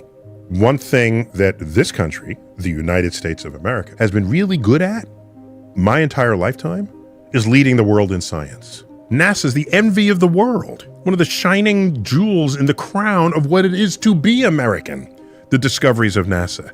And to go into that less than 0.4% cut money on the grounds that that's going to make some difference to this country, to our budget woes, I don't understand that. 2 generations from now, when we are trailing in the world on every important scientific advance that became foundational to the future health, wealth, and securities of other countries, we will look around and say, oh my gosh, the boat left without us. We were complacent. We reduced our investments when we should have been increasing them, just as Van Averbush described in this document from what is... My dude, that is literally the entirety of our government right now. Our inability to accept that green energy is the future while the rest of the world does it. Our inability to recognize that causing friction between America and its trade partners is only going to set us back economically. The fact that these fucking people think we're going to bring back industry to America and don't realize that this is literally just a transfer of wealth from the middle class to the ultra wealthy once again. Do you think they give 2 shits about whether or not science goes with it? These are people that are set for fucking life, Neil. They're set for life. They don't care about science unless they get to be the people that get to say they did it. It's actually kind of frustrating. Is now 80 years ago. They understood so that we Americans can reap the benefits of the health, the wealth, and the security that fundamental investments in science delivers. Without that, the rest of the world will pass us by. Yeah, that's going to happen. happen. An entire generation. That's exactly what's going to happen. Trying to catch up when it turns around and bites. Like, not a single person in MAGA is watching this video going, oh, damn, Neil. Damn, bro. Like, you're spitting knowledge, bro. Like, okay, you're right. We should probably think about that. Like, you're preaching to the choir. Anybody smart enough to know what science means in America and how important it is to the future of America does not need to watch this video. This is an appeal to people that 100% are scientifically illiterate. These are people that think that vaccines do, like, that they're filled with fucking all kinds of dead fetus material and shit. YouTube, by the way, I didn't say that shit. RFK did. These are people that believe that autistic people aren't going to write poetry or play fucking baseball. You are preaching to the choir, my dude. Ain't no MAGA person watching this video going, you know what? Actually, he's right. You're trailing the world instead of leading it in every way that has mattered to 20th century America. And that's what's up with that. Every few months, a new headline warns of an... I'm going to be honest, that was just depressing. It's sad. It's sad to watch people. It's sad enough to watch people that just straight up join the cult, right? That's sad on a different level. Like, that's like you're watching your loved one, your mom, your dad, your uncle, your cousin, your sister, whatever, your significant other. You see them, like, go down that rabbit hole and become super hateful and fearful, just driven by the rhetoric of Donald Trump and his cult. You see them leave, and there's a knowing that person's never coming back. Like, they join the cult, and the percentage chance that they're ever going to be, like, a thinking, actual, like, good person ever again, like, that percentage chance is really low. So you can, like, kind of cut the cord there, and you can say to yourself, like, oh, okay, I see what just happened. And I don't stand on those values. I don't stand on your values. So we're gonna part ways, as I have done, and as I'm sure many of you people have done as well. It's so much worse seeing a person sit there and be like, I just don't know what the problem is. You know, I'm consider myself to be a pretty intelligent person. I think I can read the room well. Got pretty good media literacy and critical thinking skills. I just can't figure out what's going on here. It's like, just fucking say it, dude. Just say it out loud. You'll feel good. You'll feel good. Just speak with your fucking chest. Just say, Elon Musk is fucking using the Curtis Yarvin playbook to turn America, the states of America, into corporations that can be ran by a fucking dictator. Say it. Yeah, Peter Thiel's going to be mad at you. Yeah, Joe Rogan ain't going to ever have you on the podcast again. Yeah, Elon Musk, he ain't going to be happy with what you say. But do yourself a fucking favor. Say it with your chest. If you love science that much, if you're that scared that science is going to go down the route that you believe it is, with America being left behind, then say it with your chest. They're destroying America. They're destroying science. They're destroying logical thought. They're a cult. They only care about Donald Trump. He's a narcissist. And the only thing he gives two shits about is whether or not the billionaires like him and will include him in their group. That's it. He don't give two shits about science, dude. So sad. So sad.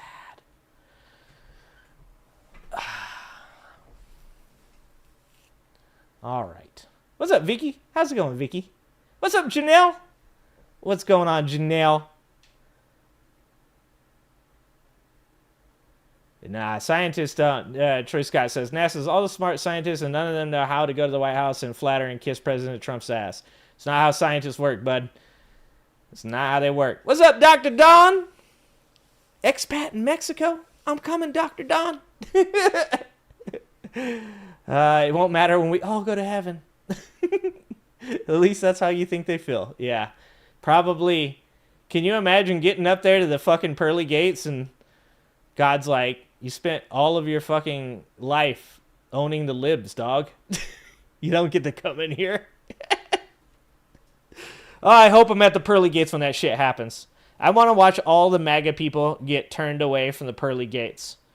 That's it. I'm already getting turned away before some MAGA person's like, yeah, that you'll get karma for saying that. Motherfucker, I got no soul, okay? I'm a ginger.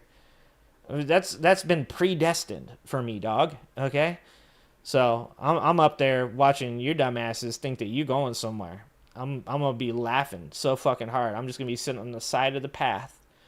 They're gonna have to remove me like I'm loitering at the pearly gates. They're gonna have to call security on me to get me removed, because I'm just gonna be sitting there laughing my ass off as God is like, nope, not you. Nope, not you. Over and over again. What up, Cypher? Sitting in Cypher. All right. Plenty of hectares for the resistance. I'm coming. Let's watch the IHIP ladies. Can you guess who changed Veterans Day to Victory Day before Trump thought of it?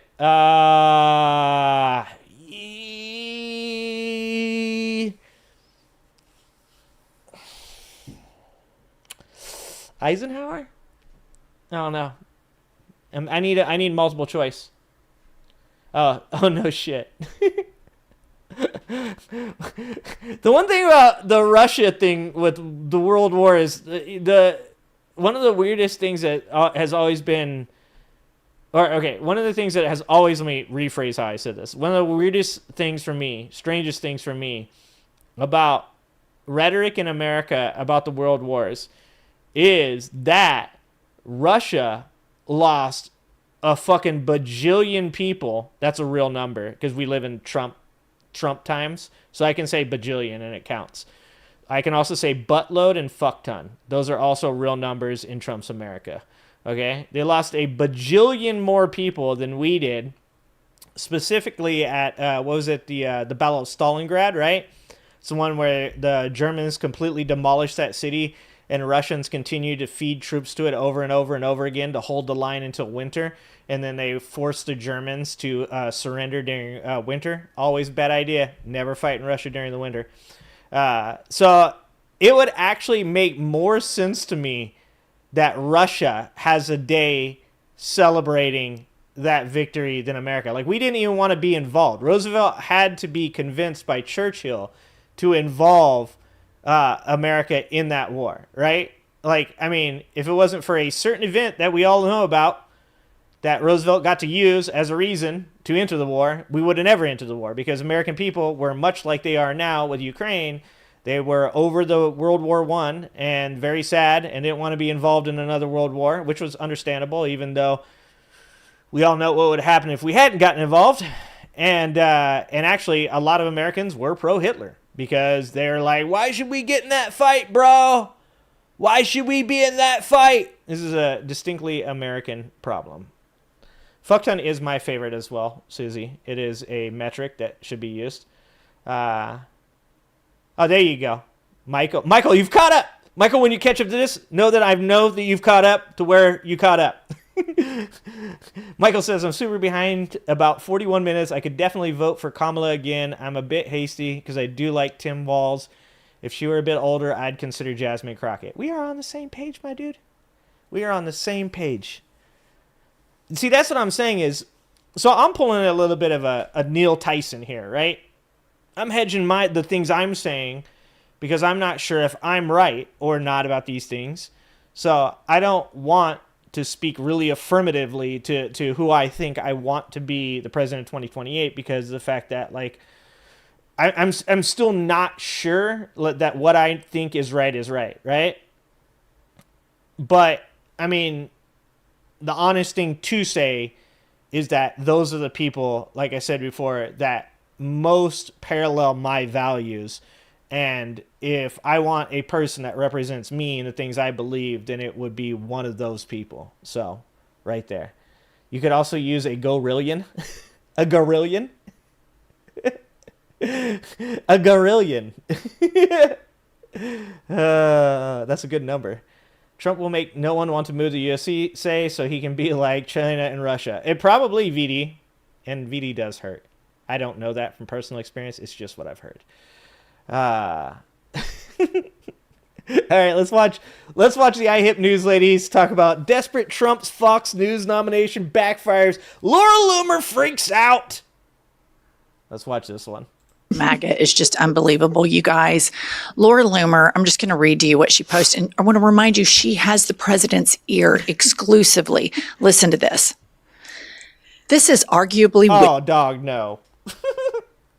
It took me one sentence to be like, this is batshit crazy. One sentence. This is arguably witchcraft, guys. Witchcraft. I want to know which one of President Trump's geniuses chose a woman who literally talks to trees and spiritual mediums and who doesn't have an active medical license to be the U.S. Surgeon General. Okay, hold on. Actually, wait. Oh, fuck me. Am I agreeing with Laura Loomer again? This is like the third time this year.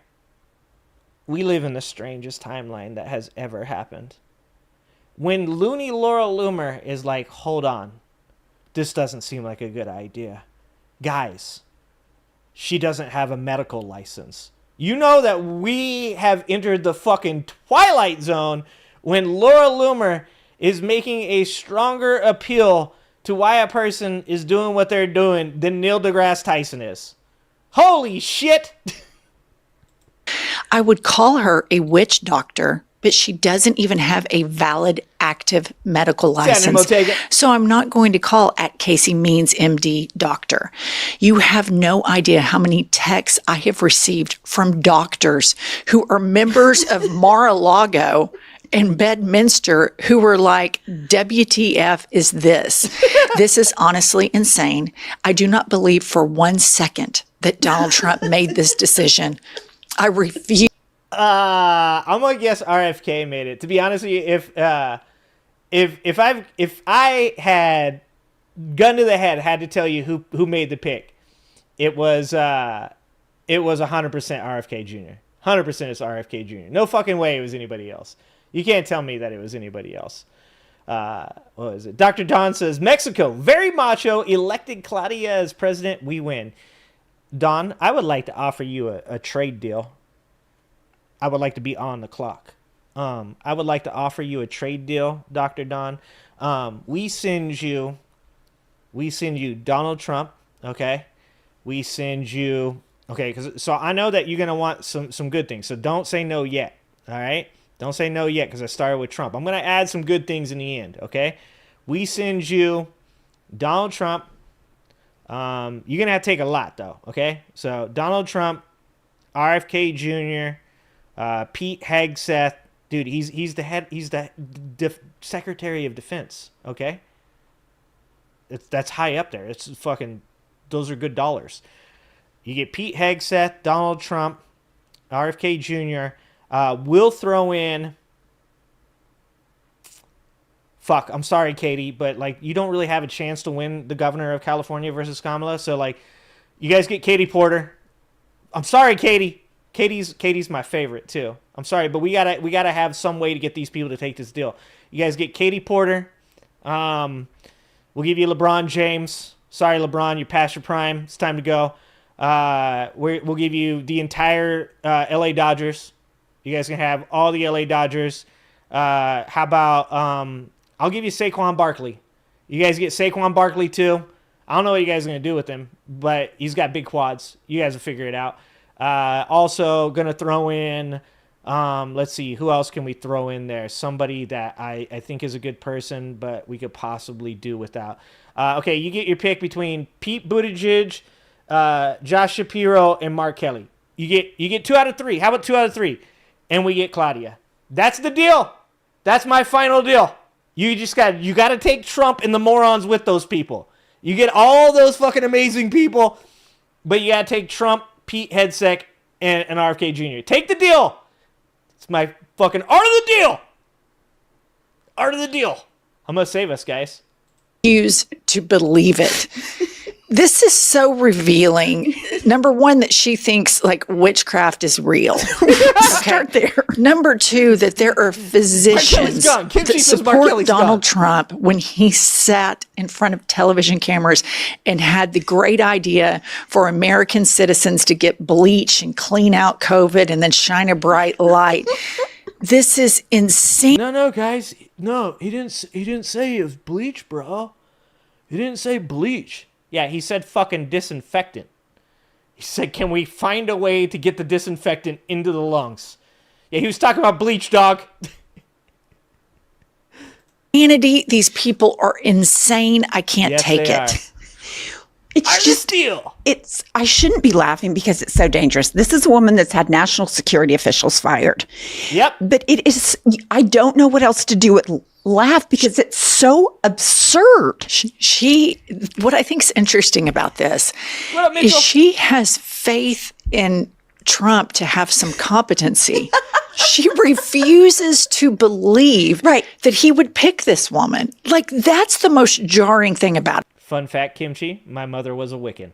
That MAGA believes in witchcraft and all that crap. That's totally on brand for them. But that Laura Loomer is going down fighting, thinking that Trump is more competent. Okay, guys, who do you think gets it first? Who do you think's gonna lose it first? Laura Loomer or Marjorie Taylor Greene? Who's the first one to who burns the ship down? Who do you think is going to be the bomber? Who do you think it's going to be? You think it's going to be Laura Loomer or Marjorie Taylor Greene? My money's on Marjorie Taylor Greene because I glanced a headline. I didn't read it, so you guys got to check on this. But I glanced at a headline that said that what I believe was that Trump will not endorse Marjorie Taylor Greene for Senate in Georgia, that he wants somebody else. Now, I think, with that being said, Marjorie Taylor Greene's still the biggest lapdog of all time, right? Like, loony Laura Loomer has definitely shown that she can be the crazy ex-girlfriend. She has definitely shown that she will key the car, she will set the house on fire, okay? A la Left Eye, okay? She will set the house on fire, Andre Rison, and she will key the car. And if you give her a chance, like, she'll definitely, have a quickie with you even after doing that. Marjorie Taylor Greene, on the other hand, seems like just straight up beat lapdog. Like, does whatever she's told, does not care. A lot of yes, sir. A lot of whatever you need, sir. A lot of pick me going on right there. I think the first person to lose it and burn down the White House is probably going to be Laura Loomer, guys. It's probably going to be Laura Loomer. How much am I going to bet?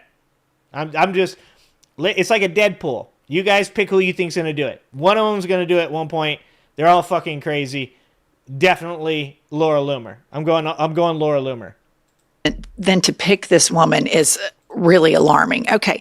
Next up, of course, Trump has nominated his 23rd Fox News personality to be in his cabinet. I am pleased to announce that Judge Jeanine Pirro will be appointed interim United States Attorney for the District of Columbia. And he goes on and on about she's a crusader and she's all this crime fighter and she's excelled in all of these things.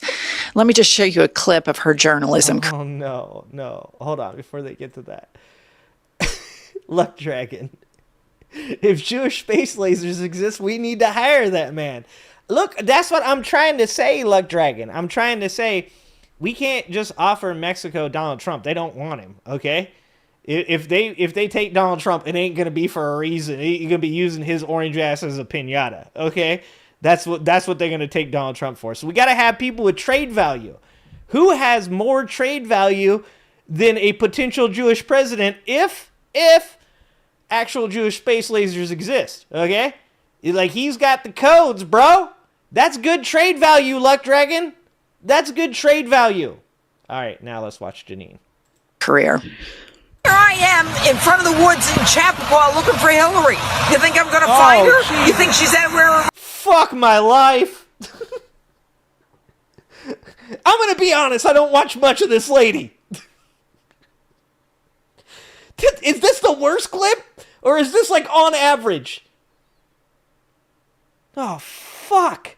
Like, I keep thinking we've hit rock bottom. I keep thinking we're like scraping the like fucking resin off the bottom of the pipe. Like the stuff that's been there for like 2 years. We have not. They keep proving over and over again that there is still further down to go, guys. This is not the bottom? How is this not the bottom? Let me just show you a clip of her journalism career. Jesus Christ. Here I am in front of the woods in Chappaqua looking for Hillary. You think I'm going to find her? You think she's anywhere around? Tune in tomorrow. This is why China and other countries are not taking anything seriously. Right. Because it's hard. This is Trickle down batshit crazy is what this is. You've got a lunatic at the top who is friends with Laura Loomer, who planted the idea of eat the dogs, eat the cats, thinks he's somehow competent, is talking about witchcraft. You have Jeanine Pirro, who humiliates herself every night on Fox News to the dumbed down rubes that think she's... Dude, that's Trump right there, though. Trump's like, that's what I want. He's like, give me somebody that will humiliate themselves for my entertainment. Oh, my God, dude. Some legal eagle, some massive scholar. And here she is in Chappaqua looking for Hillary Clinton. I mean, this is what is going on in the United States of America right now. What is going on? You know, it's so moronic and idiotic. You would, like a Saturday Night Live skit that had all of this going down, you would think it's a bridge too far. You'll never sell it. No one would believe this type of craziness. And here we are. And I think you're right. This is why China's not negotiating with us. Because they know how stupid this administration. She said this is why China's not negotiating with us. And she said that so, like, seriously. Like, this is like, that's like you're in the car and you're arguing with your husband or something like that, and you're like, this is why China is not negotiating with us. Like, I understand that feel, dog. Like, I understand 100% what she's saying. Like, this is why no one wants to be our friend. Oh my God, because they know how stupid we are. And it is. This is really sad, guys. Look. When you think of 1940s Germany, all right, guys, you think of Nazis, all right? You in your head, you might be saying to yourself, well, there's probably a couple good people in Germany. There's some people that weren't.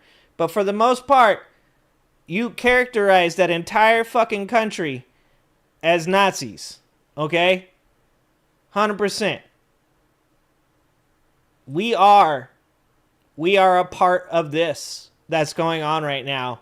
Whether or not we want to be a part of this or not, the rest of the world is looking at us and going like, fucking Americans, they're all dumb. That's where we're at. We are never going to recover from this. Jesus Christ.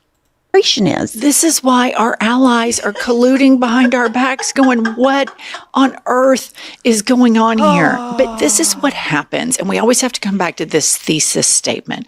Trump was a failed businessman. Right. His entire image is all produced for television. He doesn't know come here from Sikkim. He doesn't know very simple, basic facts about the economy, about foreign policy. He's compromised. He's a convicted felon. He writes love letters to Kim Jong-un. And I want to remind everybody that during the last campaign...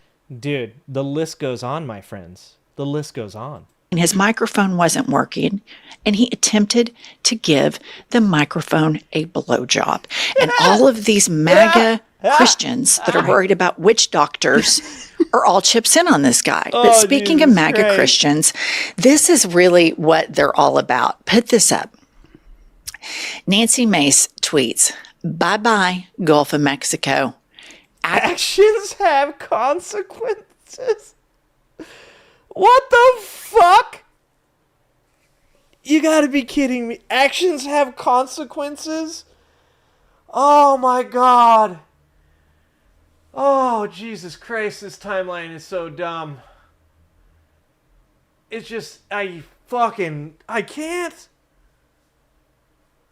Like, you got Neil deGrasse Tyson going over here going like, this is the end of science. It's the end of science. Does nobody see that this is the end of science? Neil Tyson, this ain't the end of fucking science. This is the end of fucking America, dog. Like, what the fuck you mean the end of science? This is what we have? These are the people that are running the fucking country? I wouldn't leave these guys alone with a fucking chinchilla. Okay? A fucking wiener dog. By the way, I don't like wiener dogs. So that's why I'm saying that. Not a fan of wiener dogs. They are cute, but they're not. What the fuck are they good for? What are they supposed to do? I mean, it's just, why do they exist? I'm sorry. Okay, I know somebody right now is judging me for that. Jesus Christ. Actions have consequences. Like, there's some people in Mexico right now that they're like, fuck. Man, they really got us, guys. Boy, those Americas taught us a lesson. For what? I don't know. But we've been taught whatever lesson that was supposed, because, man, guys, they really went hard with that changing the name of Gulf of Mexico to Gulf of America. We will never recover from this. Actions have consequences. Cry harder. And then it is a map of the Gulf of Mexico with a pin on it that says the Gulf of America. A couple things I want to talk about here. Number one, actions have consequences. So y'all are doing this to punish people? Right. Like, this is a punishment and nobody cares. Like, this victory that you think where we're all crying about it could give two shits. Call it the Gulf of America. Call Trump the 5D chess player. None of that hurts my feelings. Yeah. When Biden called you guys trash, which you are, and you had a stage 7 meltdown, cried. Trump calls every single liberal nonstop every day radical left lunatics. Could give two shits that he calls me a lunatic. Could give two shits that he renames the Gulf of Mexico the Gulf of America because he's some nationalist dipshit. That means nothing. It doesn't mean jack shit. What is happening here is we have a person that is violating the law, ignoring Supreme Court orders, and they do all this stupid shit to the 75 million trashy, stupid, dumb rubes, and they think this shit's cool. And she says, cry harder, because that is their policy. Right. Make the libs suffer, and they think that hurts us. Well, the thing is you look at his accomplishments since being president. Renaming the Gulf of America, or the Gulf of Mexico to the Gulf of America, is one of them. He's got Mount Kinley and he's got Gulf of America, guys. He's got Gulf of America and he's got Mount Kinley. Boom! Suck that, libs. Like, what the fuck? Like, how many people even remembered that he renamed Denali McKinley until I just brought that back up? Like, no one is, like, sitting around, like, fucking smoking a joint and being like, bro, it's so crazy that he changed it to McKinley. Like, man, that sucks so much right now, bro. Oh, dude, I think about it daily. It's really tough for me. It's been hard for me to deal with that he changed the name to Gulf of America. Like, anybody that sees that shit is just like, why are you so dumb? Like, that's what actually hurts. The shit that actually hurts is just that you're a fucking idiot. It hurts, like, the sensibilities of any intelligent human being is having to watch a person this dumb just do all this dumb shit. But it doesn't hurt like in a you're making me cry way. It hurts in the way of, like, it makes my brain hurt because it's like, imagine being this stupid. Can you imagine being this stupid?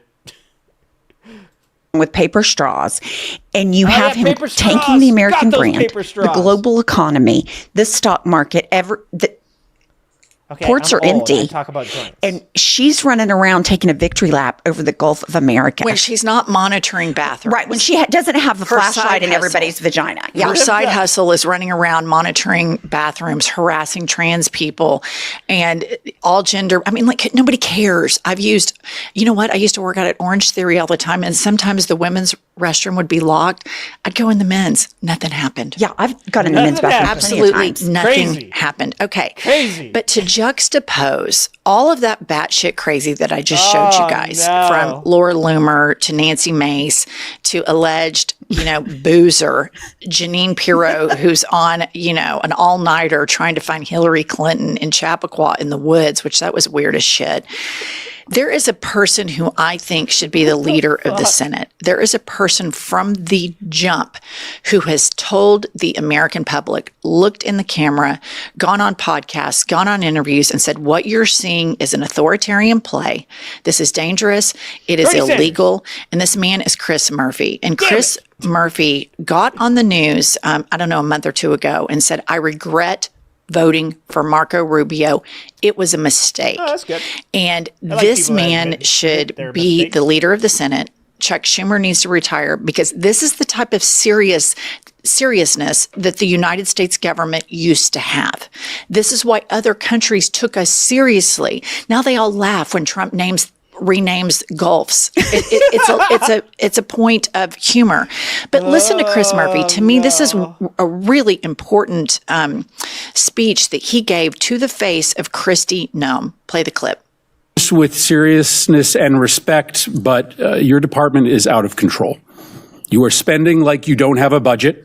You're on the verge of running out of money for the fiscal year. You are illegally refusing to spend funds that have been authorized by this Congress and appropriated by this committee. First of all, you speak way too well for these people, my friend. Like, you're naming stuff, you're listing it off, you probably have receipts, evidence to back it up. That's not going to fly. You need to drop, like, some strong insults.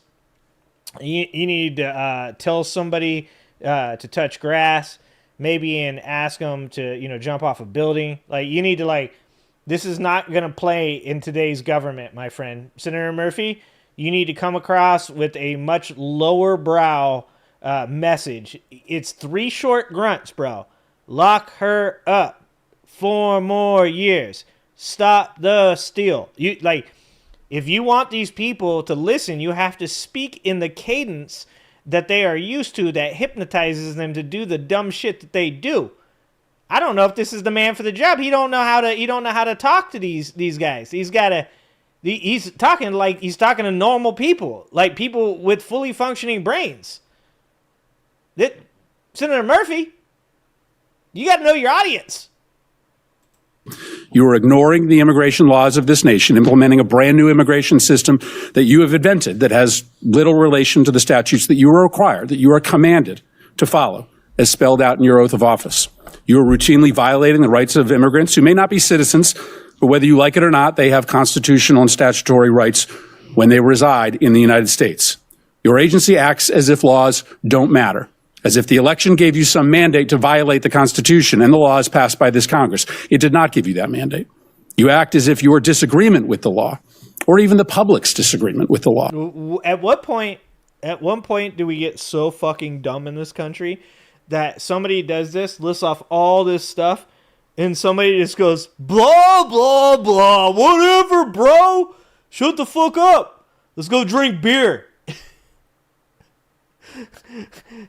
How much longer until we see that happen in Congress, guys? How much longer until somebody just they're like, you committed treason. You guys, you deported people without due process. You've been locking people up for no reason. And somebody just goes, blah, blah, blah, whatever, bro. Okay, let's be all serious in this bitch. When does that happen? How much longer? 2 weeks? 3 weeks? Couple days? I don't see us making it much longer. We're fucking done. Is relevant and gives you the ability to create your own law. It does not give you that ability. Let's start with your spending. You are on track to trigger the Anti-Deficiency Act. That means you are going to spend more money than you have been allocated by Congress. This is a rare occurrence, and it is wildly illegal. Dr. Don, I'm being sarcastic when I say that.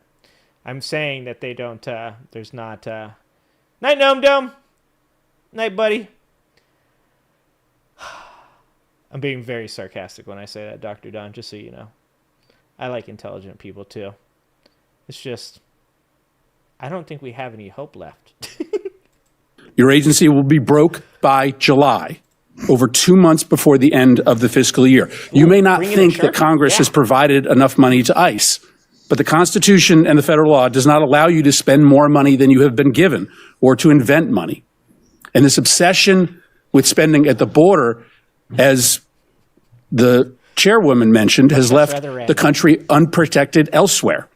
The security threats to the United States are higher, not lower, than before Trump came to office. To fund the border, you have illegally gutted spending for cybersecurity. As we speak, Russian and Chinese hackers are having a field day attacking our nation. You've withdrawn funds for disaster prevention. Storms are going to kill more people in this country because of your illegal withholding of these funds. Your myopia about the border, fueled by President Trump's prejudice against people who speak a different language, has shattered many of this country's most important defenses. I acknowledge that you don't believe that people should be able to apply for asylum, but you don't get to choose that. The White House doesn't get to choose that. The law requires you to process people who are showing up at the border and who claim asylum. Why? Because our asylum law is a bipartisan commitment, an effort to correct for our nation's unconscionable decision to deny entry to Jews to this country who were being hunted and killed by the Nazis. Our nation, Republicans and Democrats, decided, wrote it into law, that we would not repeat that horror ever again, and thus we would allow for people who were fleeing terror and torture to come here, arrive at the border, and make a case for asylum. Okay. Yeah, and you know what I like about that argument? It's the same argument I have with people across the political spectrum, right? Dependent on what the topic is. So you'll have somebody, let's say a conservative with gun rights, right?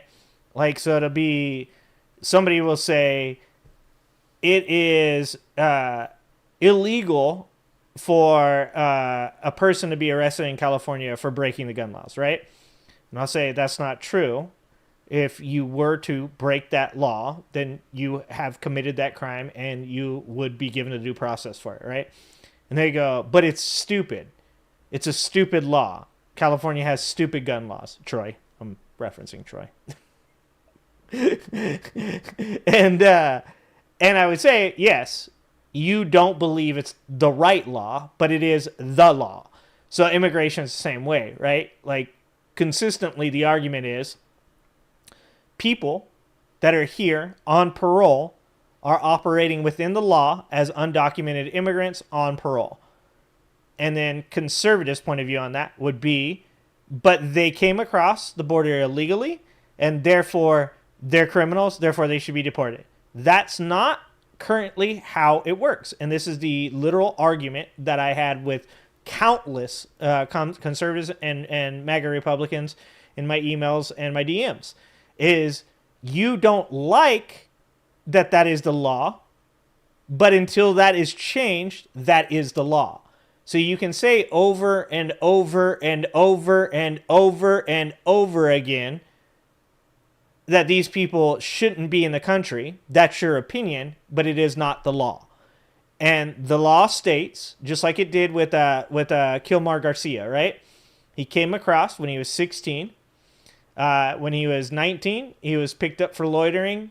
There was a determination made in his bond case that they believed that he may be MS-13 due to an informant's knowledge. That determination did not stop them from saying he could not be deported to El Salvador, and it did not stop them from saying that he could reside within the country without fear of deportation as long as he continued to check in with ICE. Now, you can say you don't like that, you disagree with that, but it's still the law. You can say that you don't think that people should be allowed to be here undocumented on parole, waiting for their court, for them to be able to go through their citizenship the proper way. You can say that, but that doesn't matter because that's the law. And this is the argument you'll get in with people over a million fucking different things where they go, yeah, but it's wrong. What is not, in your mind, morally correct does not determine what the law is. That's just the way it is. It's the law. If you don't like the law, you have to change the law. And then, after that, now you're right. But not until the law gets changed. I play this at the end of all of that other insanity because this is what American leadership is supposed to look like. This is what accountability is supposed to look like. He brilliantly laid out why we give people an asylum hearing. And you have Trump who's like, nobody ever celebrates World War II. I'm like, I think we've taken plenty of credit for our victory in World War II. But they play these stupid, superficial games. He's giving that speech to the woman who dresses up in costumes at a rate I've never genuinely ever seen. As a dentist, now she's in her law enforcement era, and she's always, this is not a serious person. No. And she is in charge of a very serious department, and she has left the United States of America vulnerable to cyber attacks from Russia and China. These people are chicken shit cowards who are way over their skis. And Chris Murphy should be elevated to the highest position a Democrat could possibly be in the Senate, because from the jump, he has consistently stood up against this authoritarian and illegal regime that is the Trump administration. He personally has taken ownership in his vote for Marco Rubio and said it was a mistake. I shouldn't have done it. And he's moving forward, trying to hold their feet to the fire every chance he can get. Kristi Noem is a disgrace. For anybody to wrap up the Trump administration and say they're patriotic, it's bullshit. As he said, they feed into President Trump's narrative that he is prejudiced about brown-skinned people that speak a different language. That's what... Dude, he said it in that interview. He said, just look at them. When that interviewer said, how do you know they're criminals? And he said, we don't know because we've never given anybody due process. And Trump replied, just look at them. Like, I've told people before, if you think Trump's racist, you should prove that he's racist. You should have evidence. You should have instances in which you can show to other people when somebody says he's not racist, here's my proof that he is racist. That's going to be my proof, my dude. That's going to be my fucking proof. Because you can't say to a person, how do you know if somebody is a criminal or not? And he's like, look at them, which implies they're brown people with tattoos. That's racist, dog. That's fucking racist.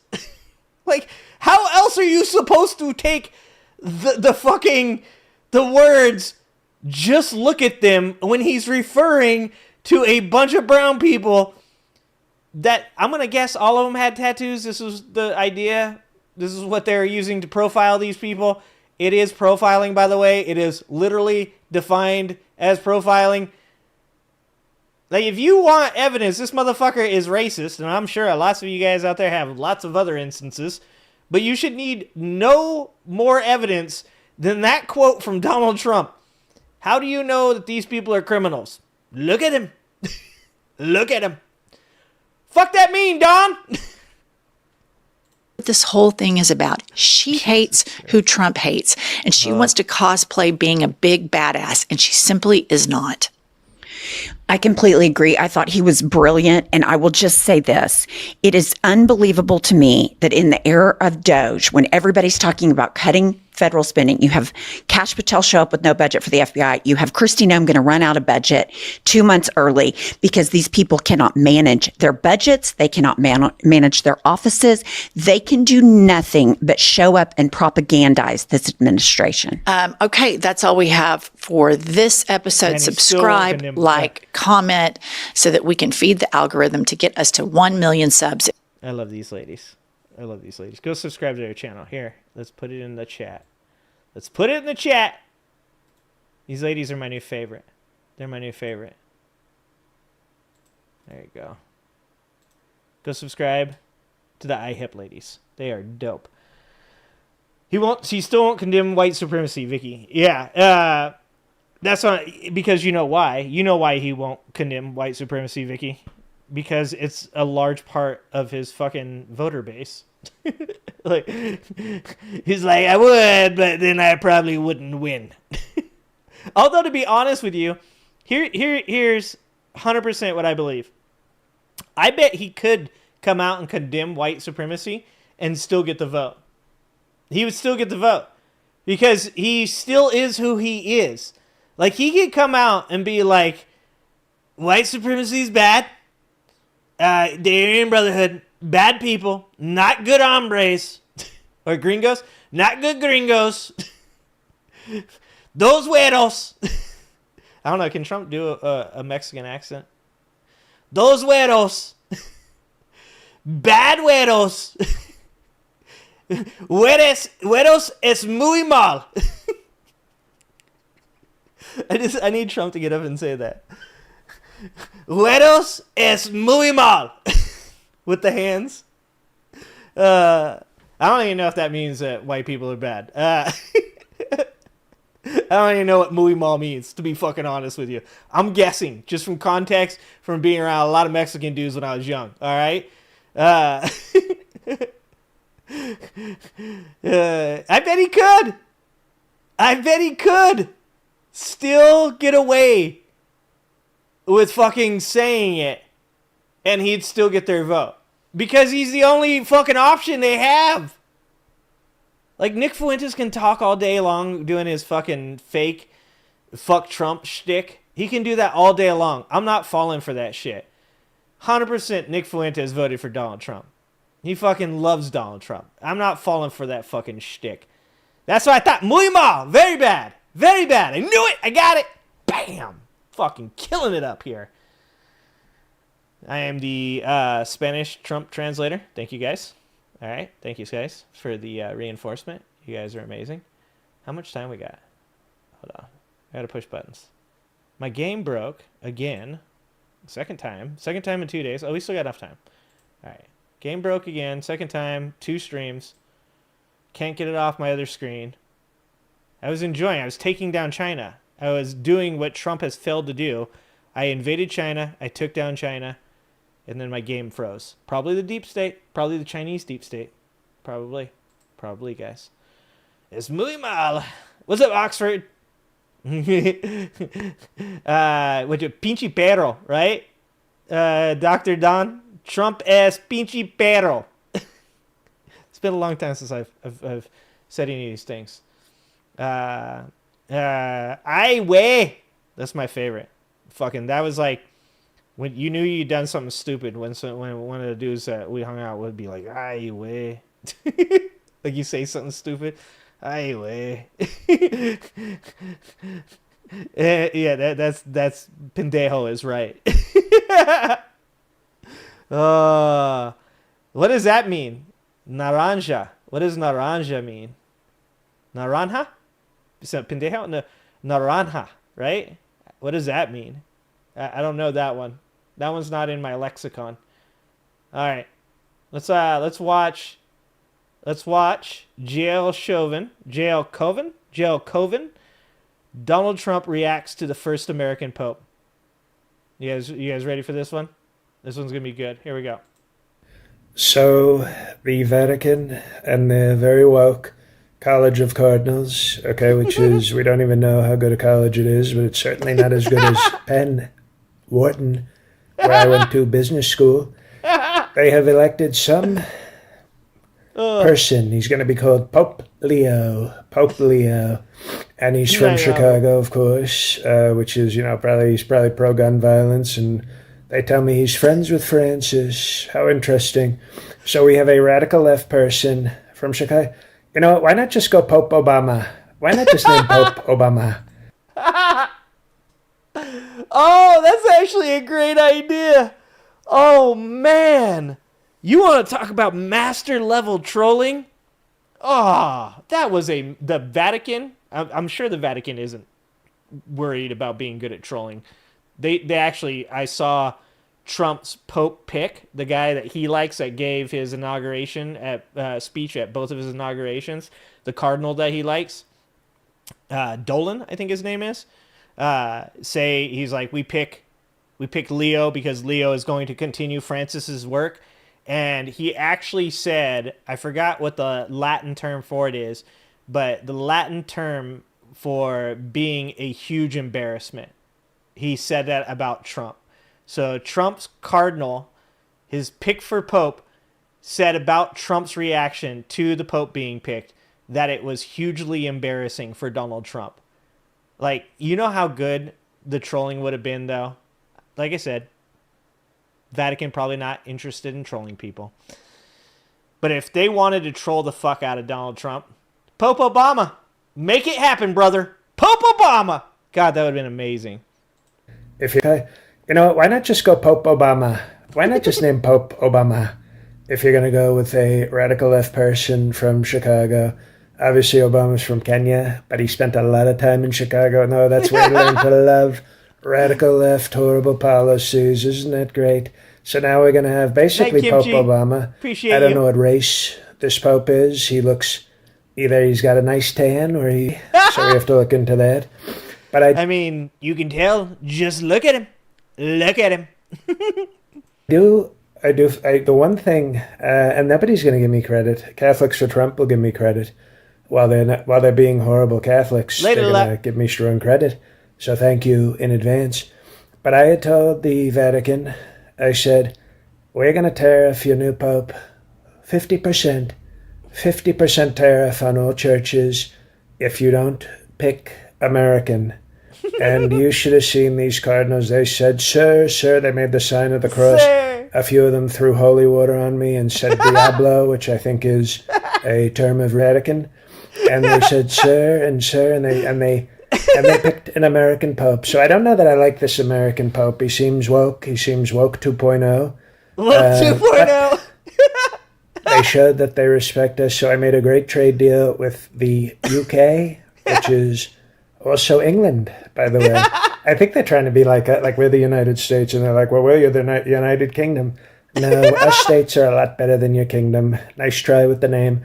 But I will be renaming the United States of America the United Kingdom of Trump, just to sort of, outbrand England. But the Vatican listened. They listened very strongly to me, and they said, we no want Diablo tariff. And I said, no want Diablo tariff. Oh, what is up with Trump saying the words very strongly? You know how he gets shit stuck in his head? The man, he can't stop. Once he starts saying a certain word, it never stops. He had a whole period of time where he'd say, provocateur. They say there was a Chinese. They were spying. That's right. They were a provocateur. Yeah. I was at my house. I saw a CIA agent there. I asked, there's no provocateurs here right now, right? He said, no, sir. No provocateurs. And he'd say fucking provocateur every fucking 3 words. Why does he say very strongly now? Very strongly. Very strongly. It's his thing. He just gets stuck on a word. He's a broken ass CD with a huge scratch that just keeps skipping. Said, well, if you no want Diablo tariff, you get Popo Americano. And they picked an American. I would have preferred, a stronger, more conservative, threatening of sort of gay people and other things type of Pope. But no Pope tariffs, so that's the good news. So congratulations, the Vatican. You have no Pope tariffs. Good job. And we'll see what happens. But I think this could be the start of something, because isn't it nice that, all the speeches will now be in American, also known as English. And, maybe instead of Gregorian chants we can get Lee Greenwood. How about Lee Greenwood, American Pope? So we'll have Lenny Kravitz do a song called American Pope. Do you hate like Trump? That sort of, I think he did that song. And but it's a great day for America and a great day for the Vatican. They may have chosen a woke Pope, but what's even more important than spiritual things as far as Pope is not getting tariffed as a Pope. So Pope Leo, I'll call you Pope Obama because you're from Chicago. Good luck. But if we don't like you, we might just tariff you anyway. Bye-bye. Oh, that was amazing. Holy Jesus. That was pretty good. That was fucking hilarious. Oh my God. Very strongly. Very strongly. God. Excuse me. Sorry. Oh, that was good. Oh, I should have linked dude's channel. JL Chauvin. JL Chauvin. I'm going to put his name in the chat for you guys. Oh, God. You better play some Lenny Kravitz. Oh, dude. You know the funniest thing is you probably, you hear him say shit like that, and you think, like, these are all jokes. But in Trump's head, if he could make that shit happen, like, Lee Greenwood would be all up in the Vatican. Like, can you imagine, dude, if Trump got the guy he wanted elected Pope, and the dude ended up being a sycophant, and he ended up, like, fucking going to the fucking Vatican. I go to the Vatican all the time. They love me there. You know, I got that Pope elected. You know, he's in my pocket, they say.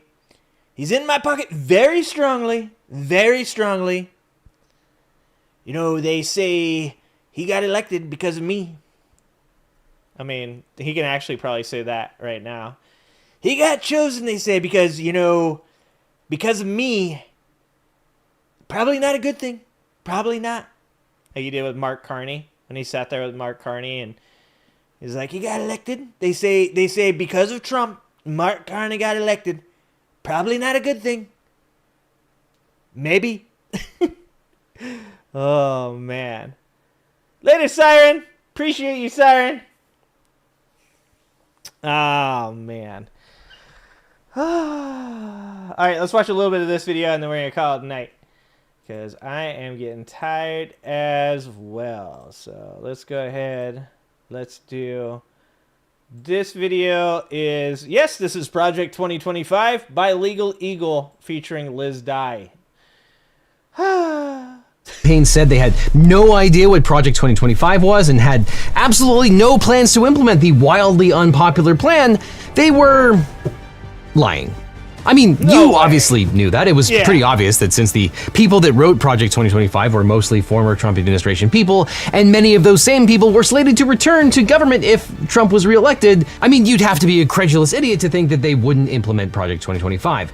But it turns out that the legacy media is full of credulous idiots, and it's been Project 2025 all the way down since Trump came back to the Oval Office. Now look, I would never tell you that we told you so, so Liz Dye is going to tell you how hard we told you so. Thanks, Devin. Last summer, we made a whole video on Project 2025. It seemed to us like something America definitely should not do. But then... Yeah. We did it. Donald Trump has been president now for 3 months, and he is well on his way to implementing the Project 2025 agenda, which is weird because on the campaign trail, he said he had nothing to do with it. I have nothing to do with Project 2025. That's out there. I haven't read it. I don't want to read it purposely. I'm not going to read it. That's the only part I could believe is that he didn't read it. I'm 100% sure he did not read it. Did he know it was in it? Yeah, he knew it was in it. But did he read it? He definitely did not read it. Okay, you can't convince me that Donald Trump has ever read anything that's 900 pages long. You couldn't convince me that Donald Trump has read anything that is 30 pages long. Okay, like a novella. Donald Trump he can't spell novella. Okay, there's absolutely no fucking way. But he definitely knew what was in Project 2025. Project 2025? Never heard of it. Then Trump sent a whole passel of surrogates over to Politico to pinky swear that everyone from Project 2025 was barred from a future Trump administration. Supposedly, Don Jr. was leading the effort to assemble names of banned staffers. Dude, you guys remember Anna Kasparian? Anna Kasparian from TYT going, he doesn't know anything about it. I just feel like if we're gonna blame him for something, it should be something that he's doing and not something that he knows nothing about. And now, isn't Anna Kasparian doing a fucking podcast with Jillian Michaels, Russell Brand, and Lindy Lee? Like, I mean, I gotta give it to you guys. You guys called TYT out on that shit long before I did. I had barely discovered TYT when I got on YouTube and started doing content creation. I didn't know who the hell they were. And all of you guys were calling that shit out from the very beginning. So props to you guys. October, finance CEO Howard Lutnick, who was leading Trump's transition team, told the New York Post that no one associated with Project 2025 would have a job in the future Trump administration, as in none, zero, radioactive. So that's a clear position. Today, the Trump administration is full of people associated with Project 2025, and Lutnick is Secretary of Commerce. All associated with Project 2025, as in none, zero. Today, the Trump administration 2025. So the administration is going pedal to the metal to policy goals. Yep. So On let's purpose. check back and what we can expect going forward. These guys really, really hate immigrants and pronouns, and they love local control. Well, unless the locality wants to let women control their own bodies or treat undocumented immigrants like human beings or be nice to gay and trans kids. Also, they're really mad about porn. Well, hide me from July. Checks out. The most important piece of Project 2025 by far was the plan for the president to seize spending power from Congress, sometimes called impoundment. The Constitution says very clearly that Congress shall have the power to provide for the common defense and general welfare of the United States, and no money shall be drawn from the Treasury, but in consequence of appropriations made by law. Another word for appropriations is the budget, which Congress passes for the president to sign, and the federal agencies spend the money as allocated. Other presidents have refused to spend money allocated by Congress, and the Supreme Court said, no, that's not how any of this goes. In 1975, the Supreme Court told Richard Nixon that he absolutely had to spend money allocated by Congress under the Federal Water Pollution Control Act, even if he super-duper didn't want to, which he didn't. In 1998, the court invalidated the line item veto act, which would have allowed President Clinton to cross out parts of the budget that he didn't like. But the mastermind of Project 2025 is a guy named Russ Vought, and his big idea is that maybe SCOTUS was kidding. Maybe the Constitution says that the president really can refuse to spend money allocated by Congress, and so Trump should put political appointees in charge of the Office of Management and Budget instead of neutral bean counters so they can direct the amount, duration, and purpose of any apportioned funding to ensure against waste, fraud, and abuse, and ensure consistency with the president's agenda and applicable laws. That last part about consistency with the president's agenda is the key. See, Vought wants the people holding the federal checkbook to be aggressive in wielding the tool on behalf of the president's agenda and willing to defend the power against attacks from Congress. And that's exactly what happened. Russ Vought got put in charge of the Office of Management and Budget, and from the day he was inaugurated, Trump said he's just not going to spend money in the federal budget. And that is the necessary precondition for enacting the entire Project 2025 agenda. First, they defund social programs across the board, which sounds like crazy hyperbole, but these are people who refer to humanitarian aid as an immiserating feature of the global landscape. They want to turn management of Social Security over to private companies, and they want to abolish Head Start, the program which provides early childhood education for hundreds of thousands of poor kids. And two, once the president has seized control of the federal budget, the Project 2025 guys want him to use those tax dollars that you and I and everyone else has paid to enact social policy without having to pass laws. So the president can say no education funds for states that allow trans kids to play soccer on their school teams, or he can tell universities that they'll lose all federal subsidies if they let students exercise their First Amendment right to protest, or he can threaten to penalize law firms that represent clients he doesn't like. And hey, guess what? He already has. All of those things. Those are things that Trump has done since taking office. And it's all thanks to Project 2025, which told him that the key to everything else was impoundment. Okay, so that's the how. Jesus. Now for the what, because Project 2025 had a whole lot of government cuts on its wish list. First off, let's talk about the State Department. According to the Project 2025 manifesto, upon inauguration, the Secretary of State should order an immediate freeze on allocation of resources, foreign assistance disbursements, domestic and international contracts and payments, hiring and recruiting decisions, etc., pending a political appointee-driven review to ensure that such efforts comport with the new administration's policies. And so, on his... The fact that they literally wrote a book and knew that Americans were too fucking illiterate to read it.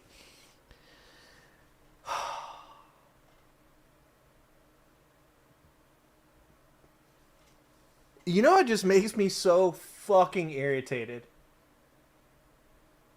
It's not the conservatives. Like, they could have read this shit and they would have just denied it.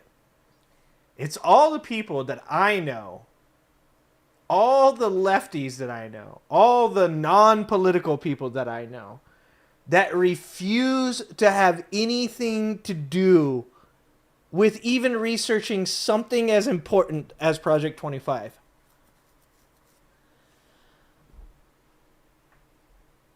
That's the shit that makes me the most upset. Is how many people do you know personally, friends, family, that either didn't vote for Trump or voted for somebody else, just not Trump, that you try to tell about Project 2025, and they're like, oh, that's crazy. Oh, that's weird. Oh, is that real? And never once gave two shits, took enough time out of their day to fucking look this stuff up and see if it was real. Like, that's the shit that actually, like, irritates the fuck out of me. I know what conservatives are going to do. I know what MAGA cult members are going to do. It's the people that were either left, like Anna Kasparian, or the people that were independent, that were like, bro, I don't really do politics.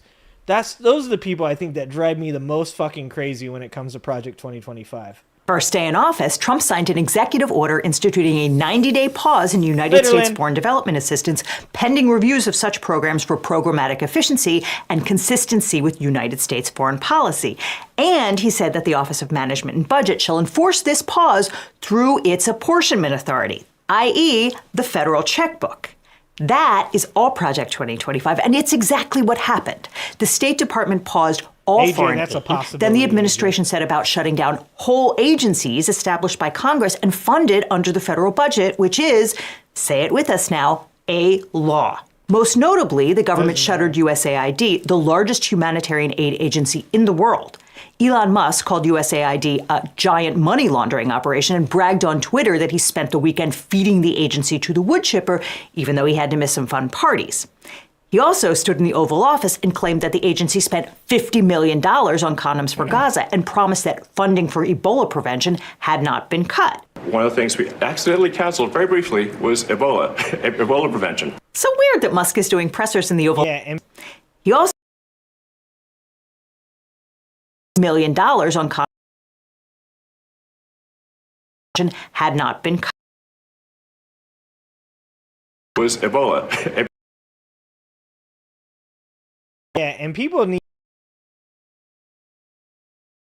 thing right now is that because Elon has pulled back a lot of like the news and stuff, once again, those people that I was just talking about, those people are going to be like, oh, you know, like, who cares? What is Elon doing nowadays? Who cares what he's doing? Like, he's not doing the things that you guys are mad about. So, oh, well, like he did the damage.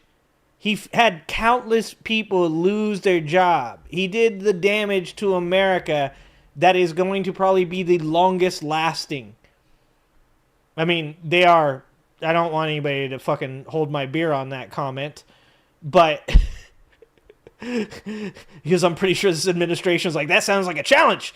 But people need to not forget about Elon Musk. People need to not just let that shit make its way off into the sunset in 2 years from now, completely forget the shit that Elon had done here when he did it.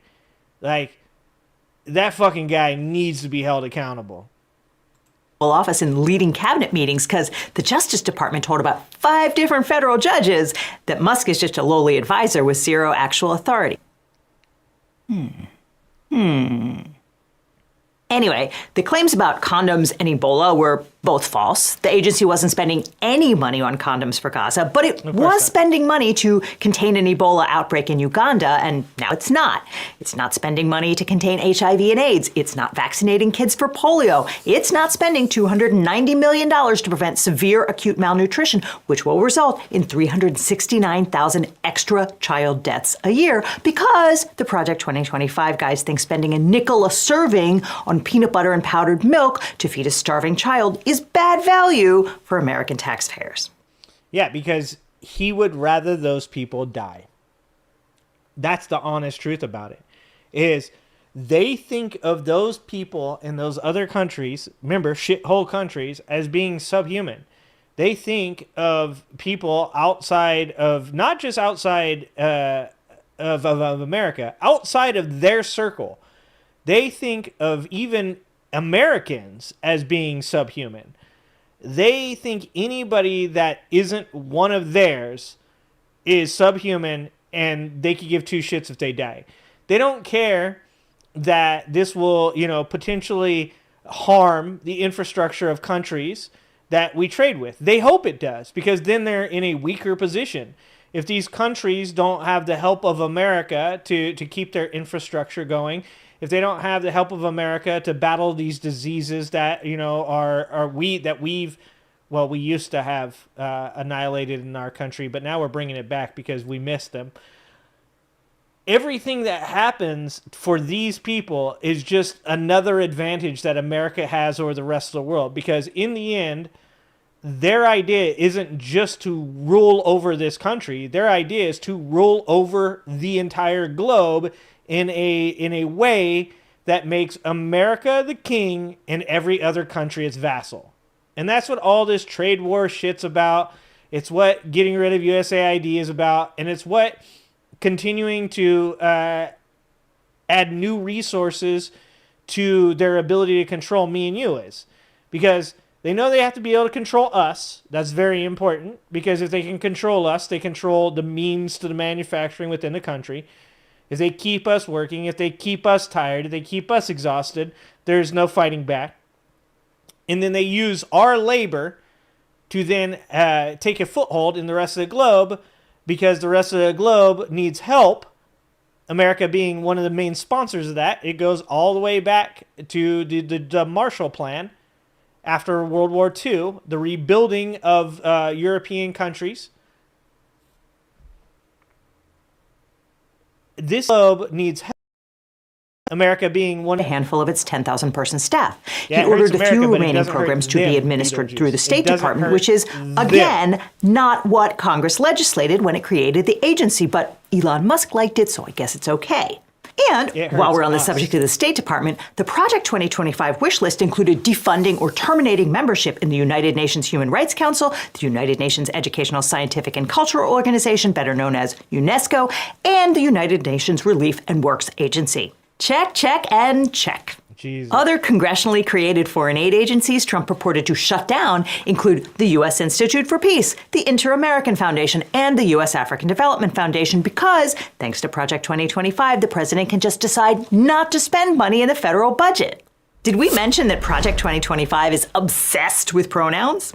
Project 2025 contains more than 100 mentions of gender identity, gender ideology, transgender identity, gender equity, and pronouns.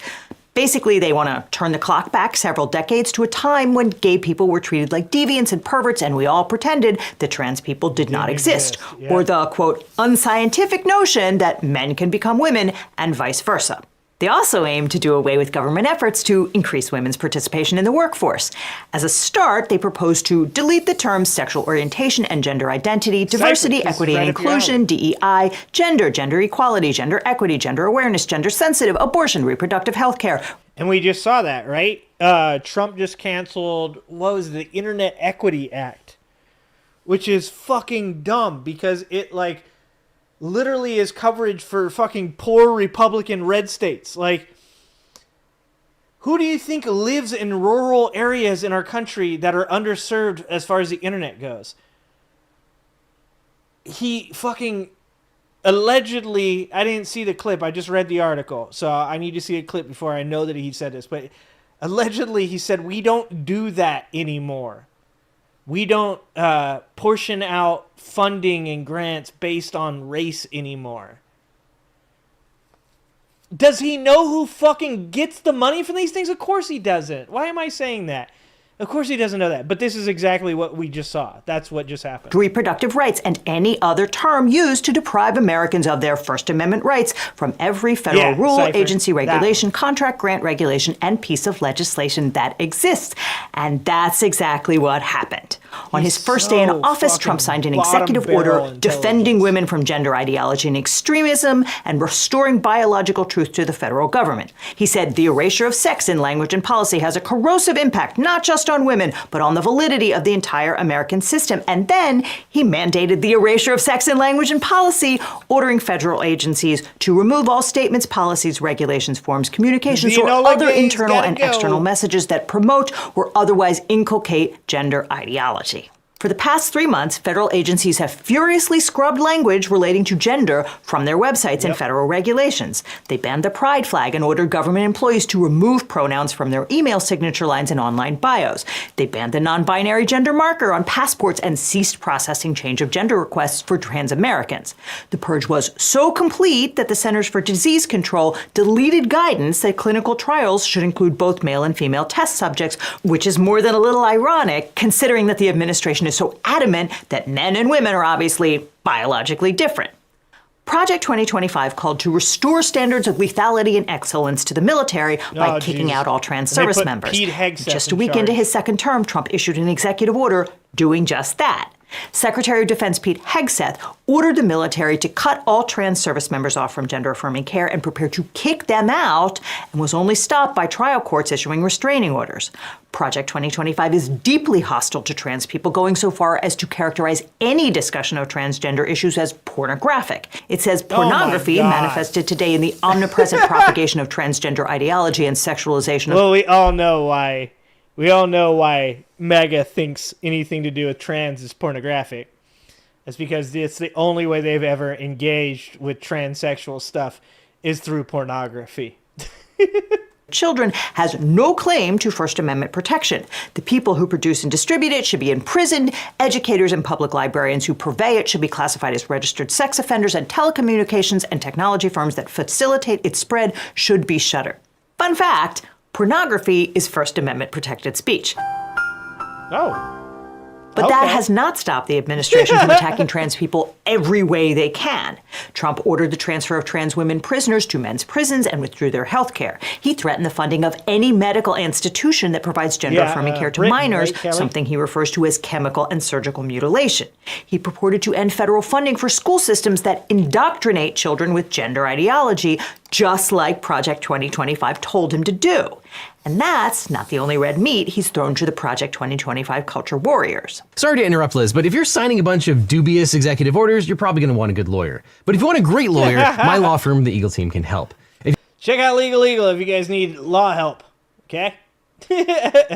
Project 2025 is broadly critical of programs that support diversity, equity, and inclusion, better known as DEI. I guess they prefer homogeneity, inequity, and exclusion. Yay, beige. And the Trump administration has delivered on that one bigly. In a day one executive order, the president defined DEI programs as illegal and immoral discrimination.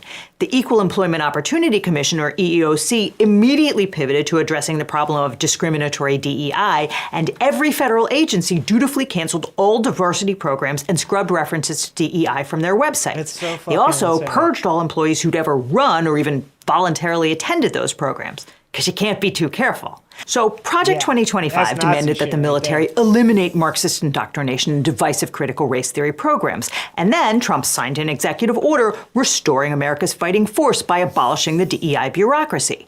First, he fired a bunch of high-ranking non-white and non-male officials just to show he meant business.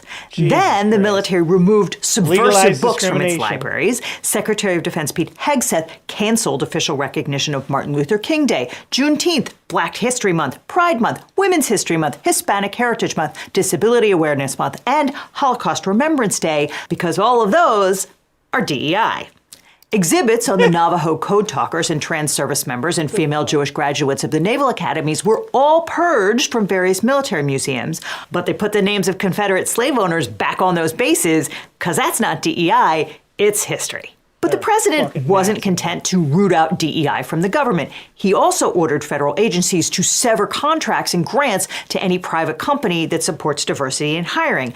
And that's straight out of Project 2025, which called for the Office of Management and Budget to use federal dollars to drive policy, including by obtaining transparency about entities that are awarded federal contracts and grants, and by using government contracts to push back against woke policies in corporate America. Is it the job of the federal government to dictate corporate policy? Because that kind of seems like a First Amendment issue, right?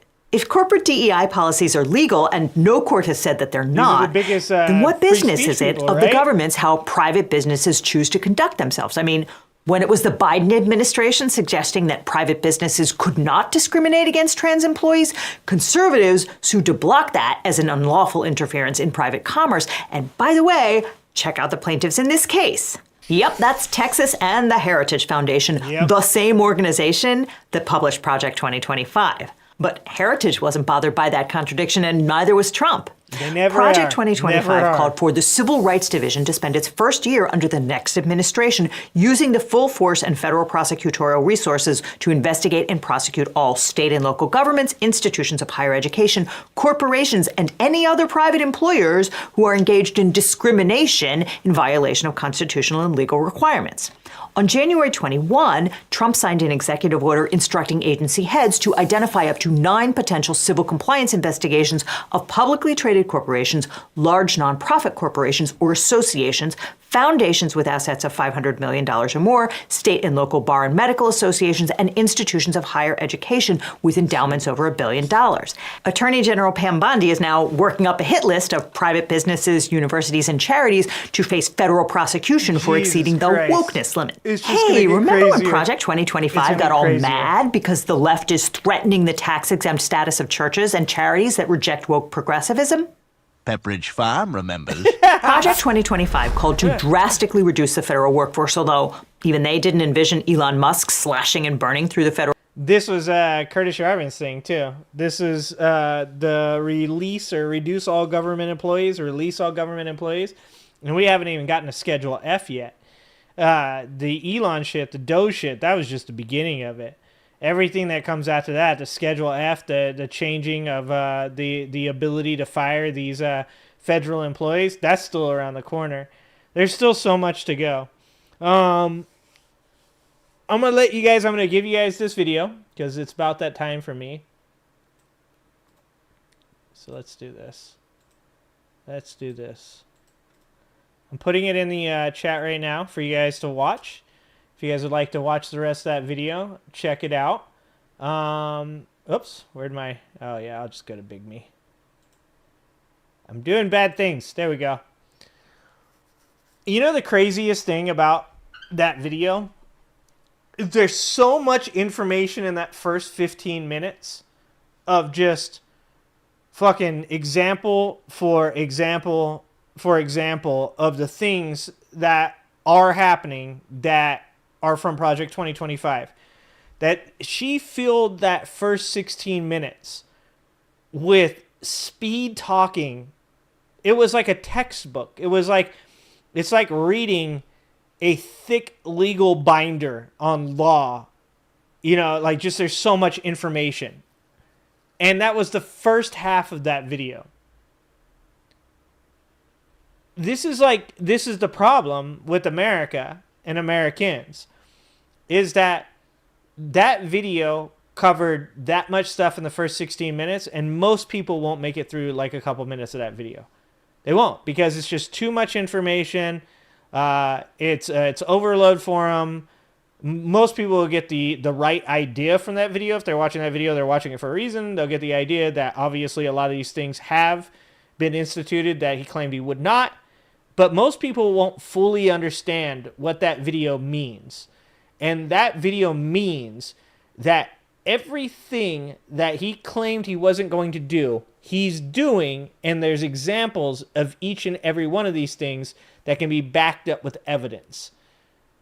And that's fucking scary. But what's more scary is exactly what I said. It's not just MAGA. It's not just conservatives. There's plenty of left-wing individuals. There's plenty of independents out there that won't watch videos like this. So they'll never actually understand how bad this shit has gotten. I was talking to Diane over on 21st Century Suffragettes last weekend, on Sunday last week. And she had said she was talking to a girlfriend of hers, and she had brought up RFK Jr., and her friend had said, like, oh, he's not that crazy, is he, or whatever. And then Diane told him a bunch of stuff that she knew about him, about all the crazy shit.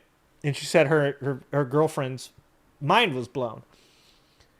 That is still all too common in this society. In a society right now in America where we are currently on the precipice of potentially going into a depression or worse, where we are currently on a precipice of being completely excluded on the world stage for the future and God knows how long beyond.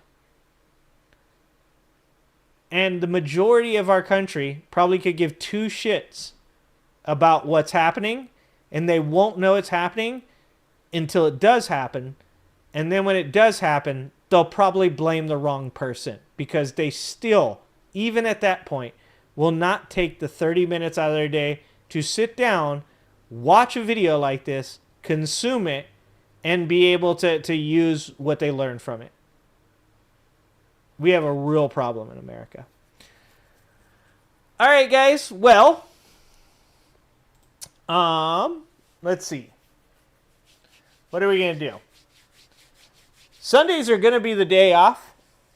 Fridays and Sundays, I think, are going to be the day off, because Sundays are generally my football day during the season. So it's going to be hard for me to keep up a schedule that has Sundays. So we're going to take tomorrow off.